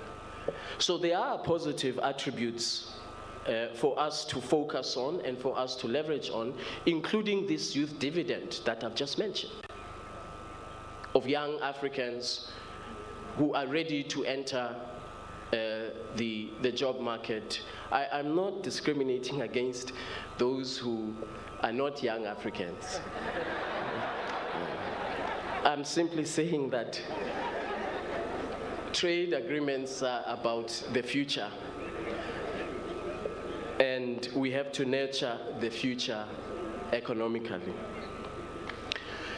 The tools of this African continental free trade area are critical, and I will mention some of them. But what is in it? What is this animal, the African continental free trade area? Well, it's a trade agreement, and as I mentioned, it's a tool for integration. It includes trade in goods, trade in services, intellectual property rights, competition policy, digital trade, a protocol on women and youth in trade, which I will talk about in a minute.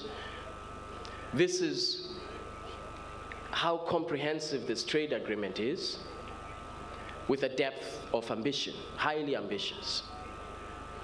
By the year 2035, the heads of states have directed, and we have codified this into law, into the agreement, that 97% of goods traded in Africa by the year 2035 must be traded at zero duty.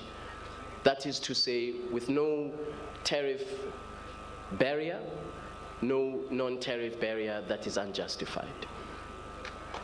Highly ambitious objective that we have set for ourselves. But we have to be ambitious. We have to be ambitious if we want to industrialize our continent. I know that industrialization is not a pill that you swallow, you wake up the next day, you've industrialized.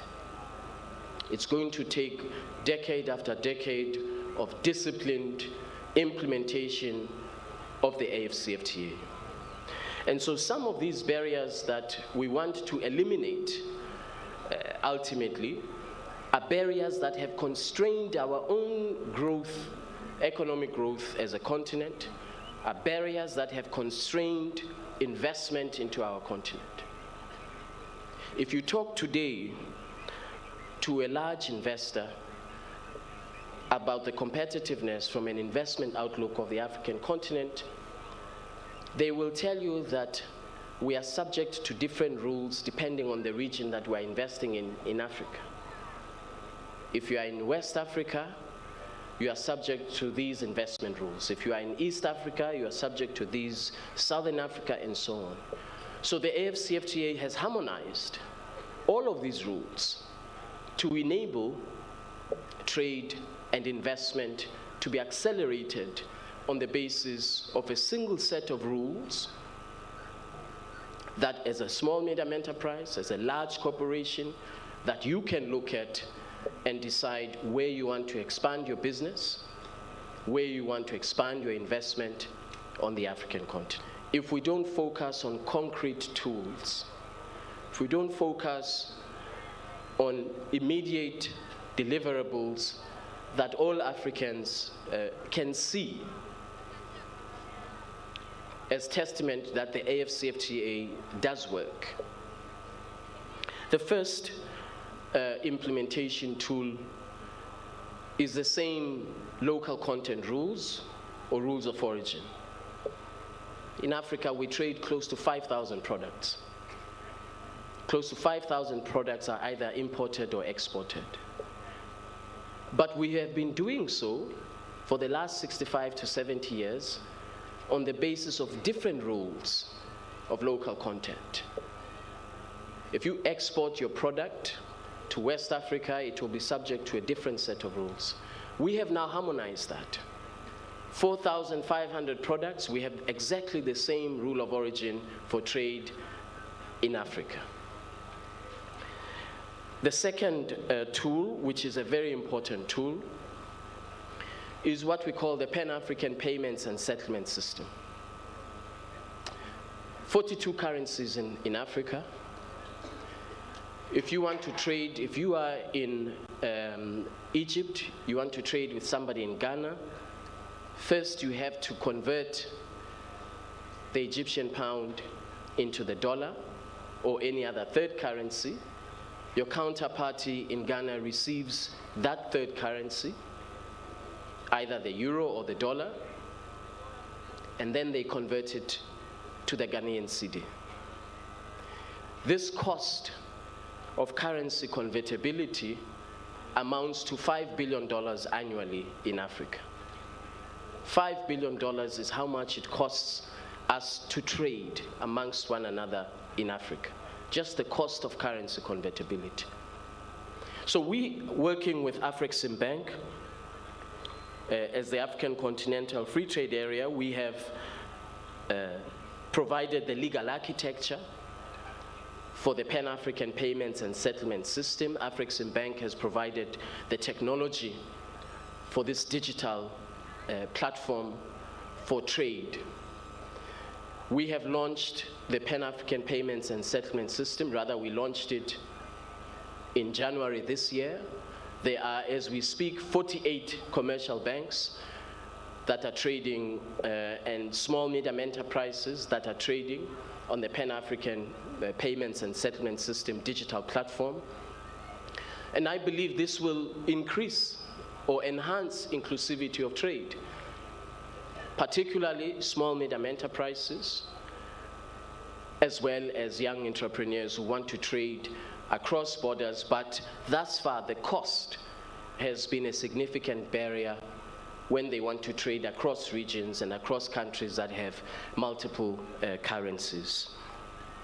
The other very important tool is Africa Trade Gateway, which again is focused on small medium enterprises and young entrepreneurs to enable interconnectivity of businesses across regions.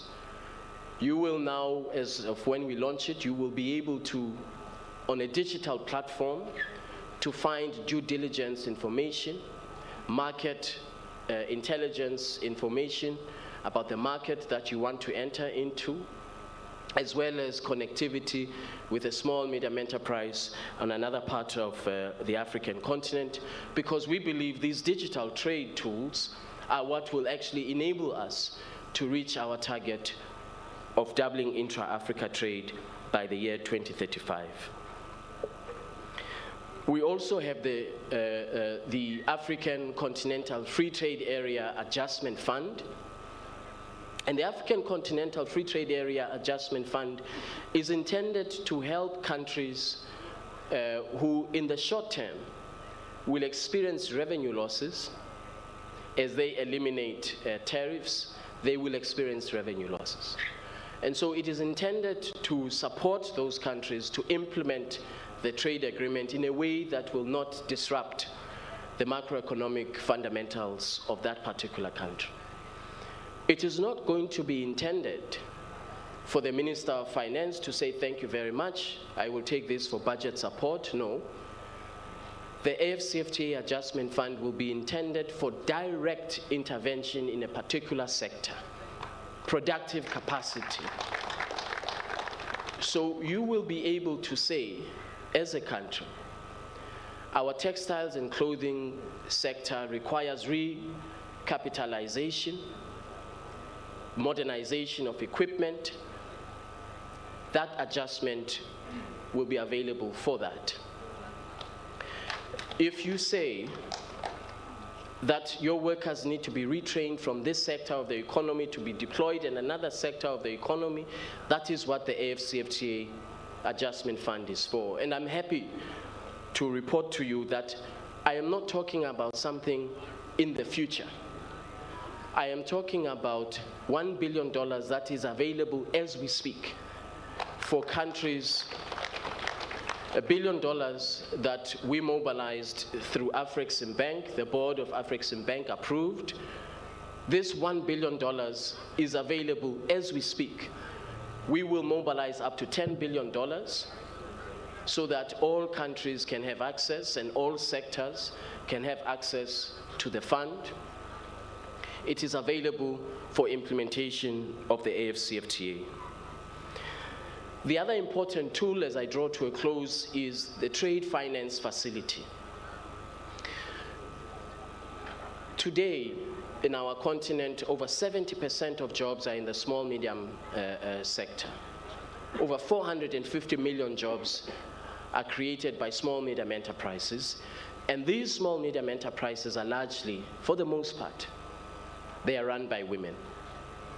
And so we have been challenging our commercial banks to say, let us pool our resources together, let us create an AFCFTA trade finance facility which will be specifically targeted for small medium enterprises that want to trade under the AFCFTA.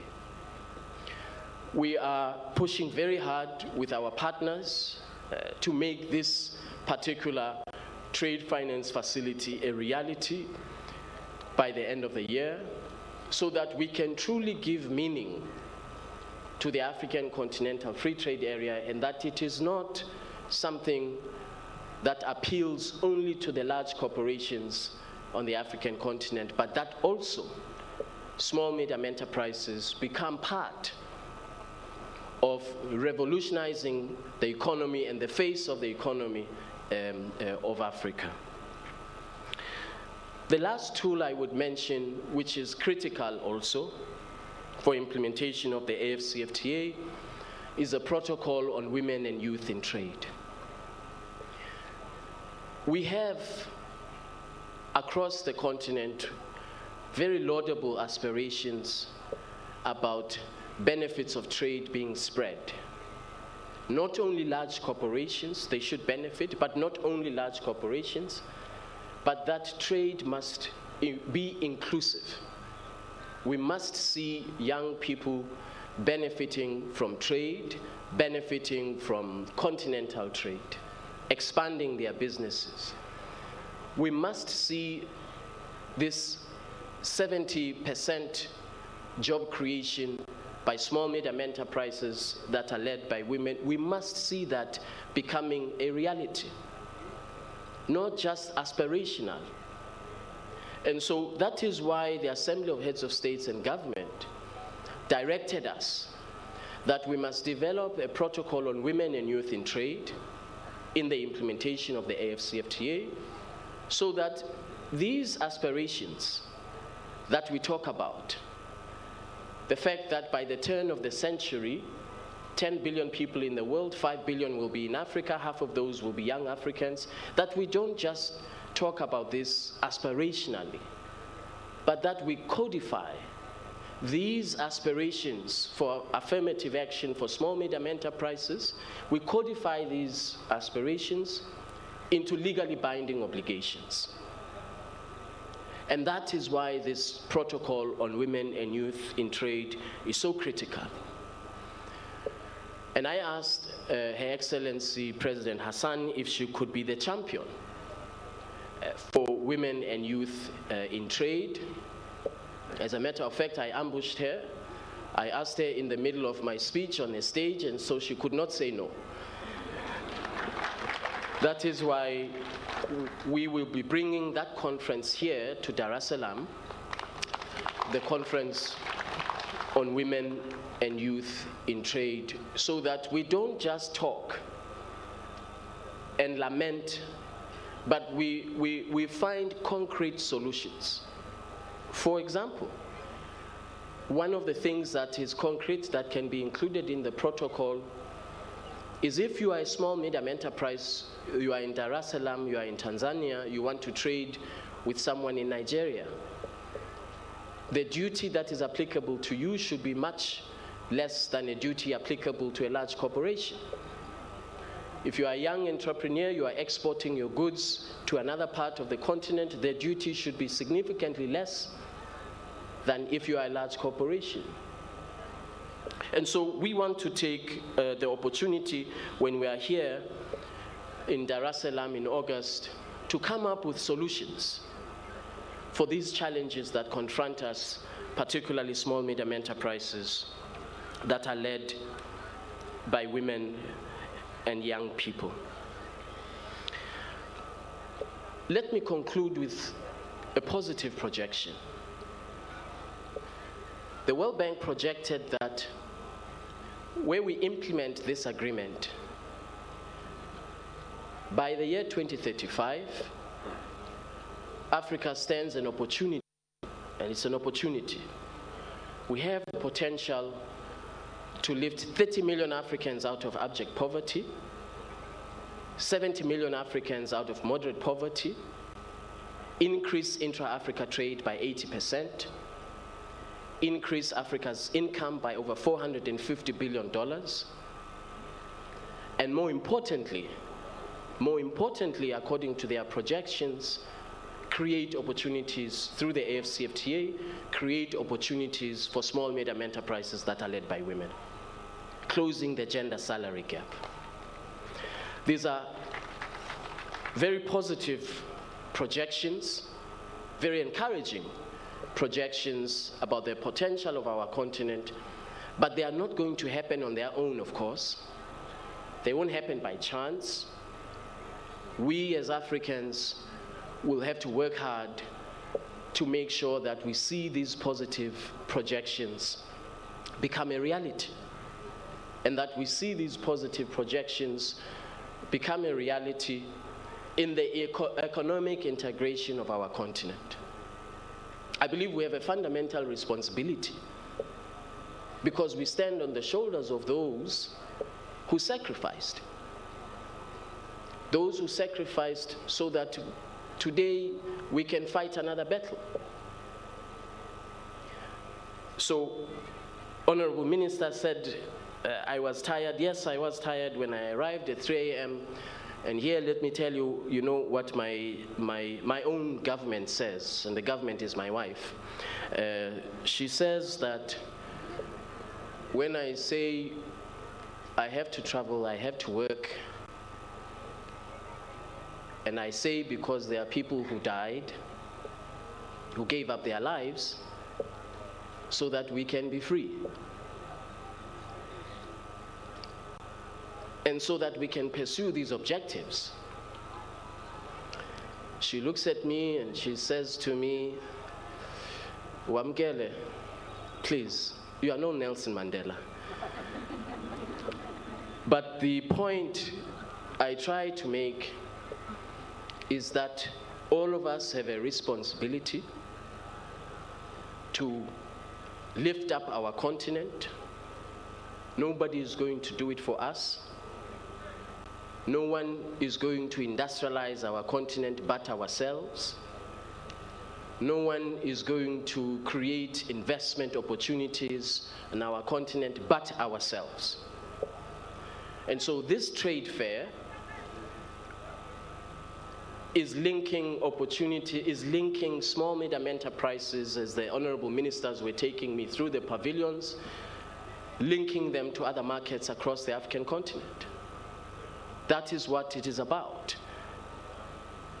The competitiveness, the value-added products that I saw there, this is the opportunity in a trade fair such as this one to explore other markets. We have agreed that we will look into financing opportunities from our development finance institutions here in Africa, so that the AfCFTA does indeed become a reality. Now, let me once again thank you very much for the opportunity and for the invitation. I want to share something that you may not be aware of. In February, the Assembly of Heads of States and Government finally agreed and resolved that Kiswahili will be an official language of the African Union, taking us a step closer to the integration that all of us want to see. That was in February. In May, when the Assembly of Heads of States convened a few months later, the very first minister to make a speech entirely in Kiswahili was Honorable Minister Mula Mula.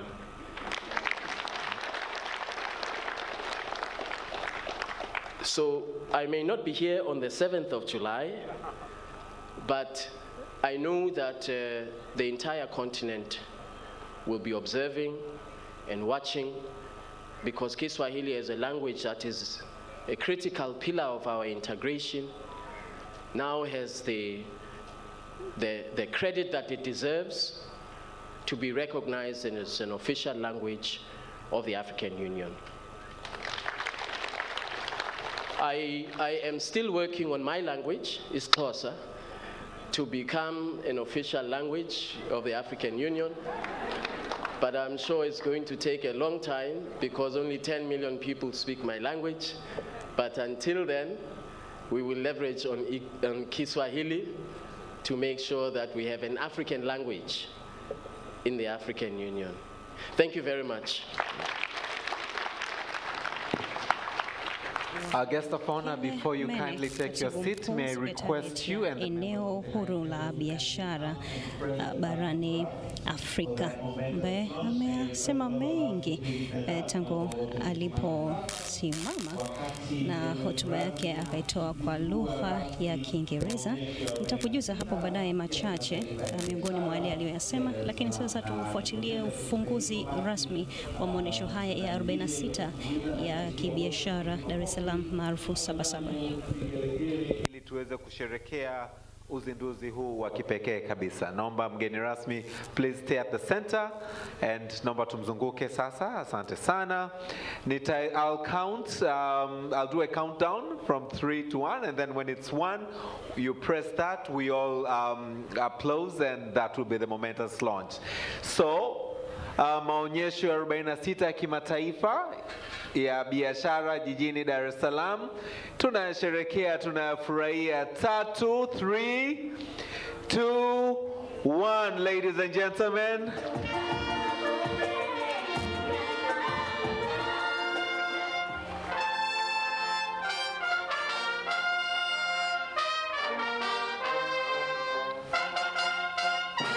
makofi mengi sana, naomba tupige makofi.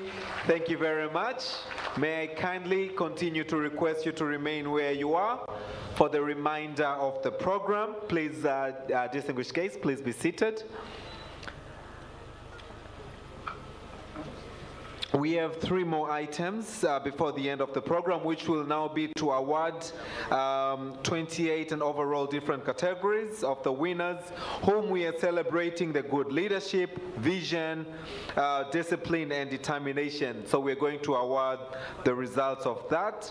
And then we have a token of appreciation, our dear guest, Your Excellency Wamkele, that is from Tanzania to you, and then 5 categories of group pictures, and then we will allow you to go back to the airport. I understand, in the interest of time, I now would like to call upon the winners.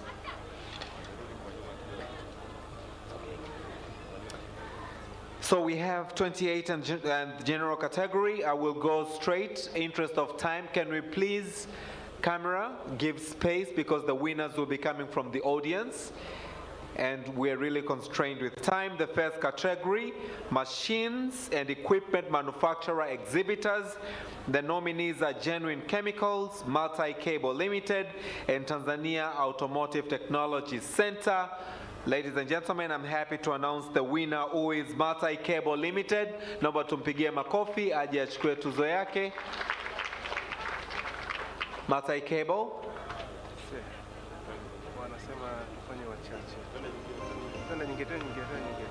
Category number 2, wakati Multi-Cable wanakuja, is real estate, construction, and building related materials exhibitors. The nominees are Property International Limited, Watumishi Housing Company.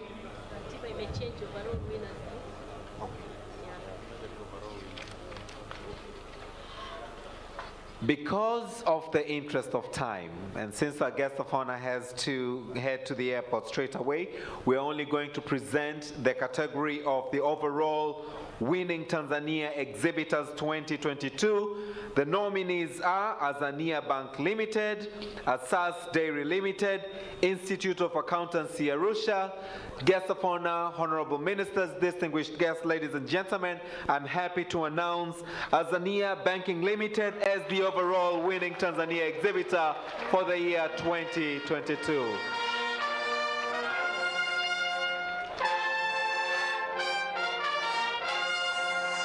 Azania Bank. Makofi mengi kwake, hongera sana.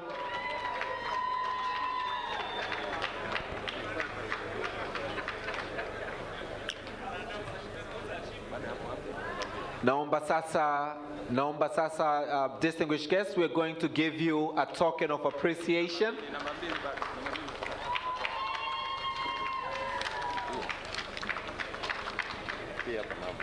The second winner to the overall winning Tanzania exhibitor goes to Asas Dairy Limited. Asas Dairy Limited, the second winner for the overall winning Tanzania exhibitor. And may I call the third, as Asas Limited is coming, who is Institute of Accountancy in Arusha. Naomba makofi mengi kwao, brass band. Asante sana, Institute of Accountancy Arusha.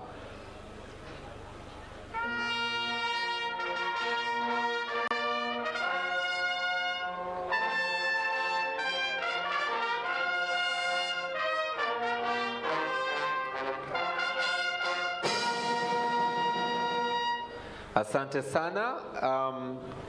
Our dear guests, kindly accept a token of appreciation from Tanzania.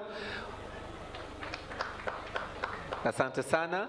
We have products made in Tanzania in the first bag, and as you heard, naomba tumpigie makofi mengi sana.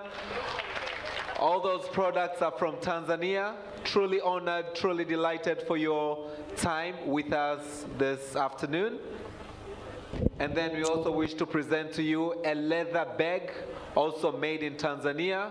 As you heard from the presentation, that Tanzania is the second largest country in Africa with leather and leather products, animals, so we do leather from Tanzania. Naomba tupige makofi mengi sana. Pongezi. We hope on your next visit you will pack your stuff in that bag. We look forward. Asante sana. Tumemaliza kwenye tuzo. Naomba sasa, as you're still standing there, niwakaribishe meza kuu wote sasa kwa ajili ya picha ya pamoja. We'll go on to the group photos and that will mark the end of this event.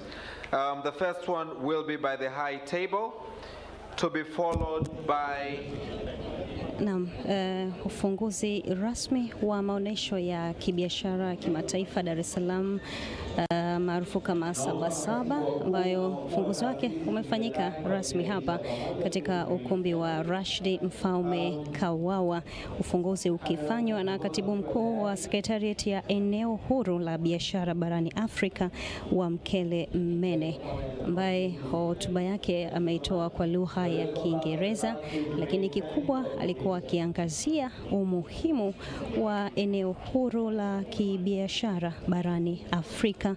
Kwa nini mkataba uliweza kusainiwa na mataifa 55 ya bara la Afrika, lengo ikiwa ni kuimarisha biashara baina ya mataifa ya Afrika, akirejea nyuma kutokumbusha kwamba nchi 55 za Afrika kwa pamoja zinachangia 3.1 tu ya pato la dunia, kulinganisha na nchi moja ya Singapore ambayo yenyewe inachangia zaidi ya 4% katika pato la dunia, na hivyo kutoa wito kwa nchi za bara la Afrika sasa kuweza kuungana na kukuza biashara baina ya mataifa haya mawili, baina ya mataifa ya bara la Afrika, akiongelea umuhimu wa eneo hili huru la kibiashara barani Afrika. Akatukumbusha kuwa 60% ya ardhi ya kilimo ya ulimwenguni pote inapatikana Afrika, lakini cha ajabu bara la Afrika linaagiza bidhaa za kilimo kutoka mabara mengine, ikiwa bara hili lina wakazi zaidi ya bilioni 1.3. Ili ni jambo ambalo linabidi kuangaliwa kwa upya zaidi, na ndio maana kunakuwa na kuanzishwa kwa eneo hili huru la biashara barani Afrika, ili kuweza kuhakikisha kwamba mataifa ya Afrika yanaimarisha biashara baina ama miongoni mwa mataifa haya, kwa sababu mpaka sasa mataifa ya Afrika yanaagiza bidhaa nje sana, nchi za nje kuliko ndani ya bara la Afrika.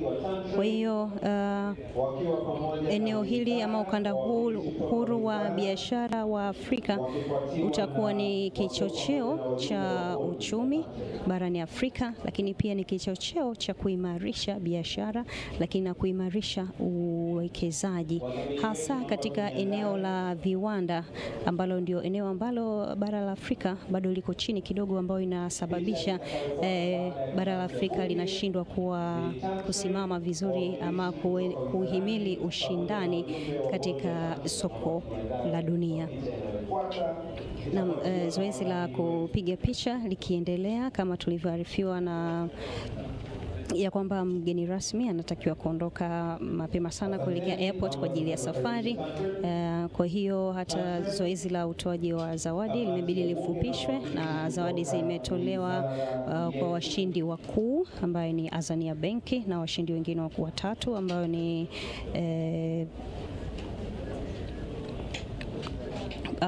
ambao ni asasi pamoja na chuo cha uhasibu, lakini kumekuwa na vipengele 28 ambao walitakiwa wapewe hizo zawadi katika vipengele 28, na bila shaka wataweza kupewa tuzo zao hapo baadaye. Haya, tuendelee kukufahamisha kwamba katika kile ambacho alikiongea Wamkele Mene, kuanzishwa kwa eneo huru la biashara barani Afrika ni moja ya kutimiza ndoto za waasisi wa Umoja wa Afrika, akimtaja Mwalimu Julius Kambarage Nyerere kuwa mmoja wa waanzishi wakubwa ambao pia ndoto yao ilikuwa ni kuwa na ushirikiano hasa katika biashara na Afrika kuwa ni soko la bidhaa za Afrika. Hivyo kuweza kuwezesha hilo pia, amesema kwamba tayari mfuko umeanzishwa wa kuweza kuimarisha biashara baina ya mataifa ya Afrika.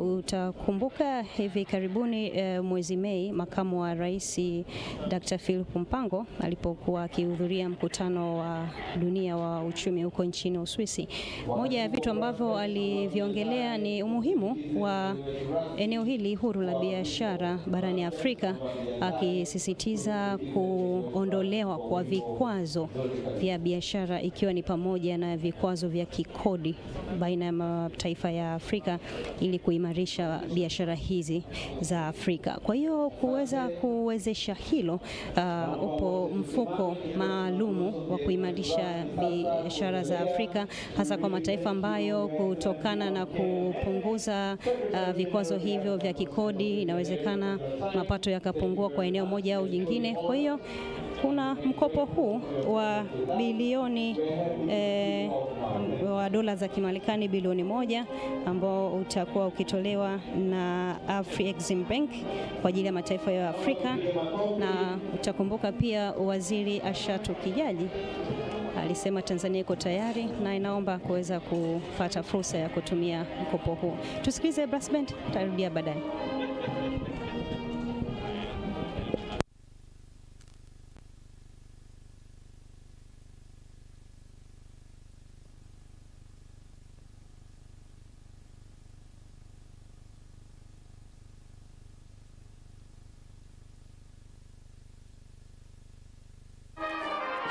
Naomba tusiondoke, kuna tangazo moja.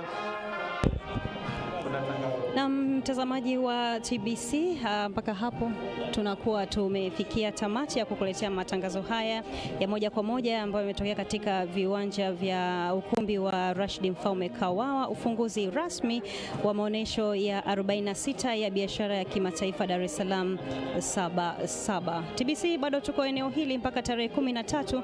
Fursa kwako kuweza kutembelea banda letu, lakini pia tangaza na TBC. Mimi ni Janet Leonard, endelea kufuatilia vipindi vinavyoendelea TBC1.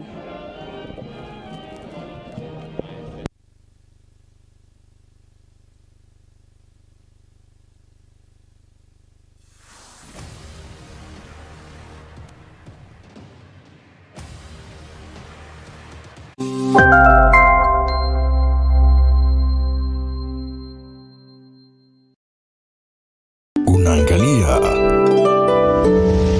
TBC1, ukweli na uhakika.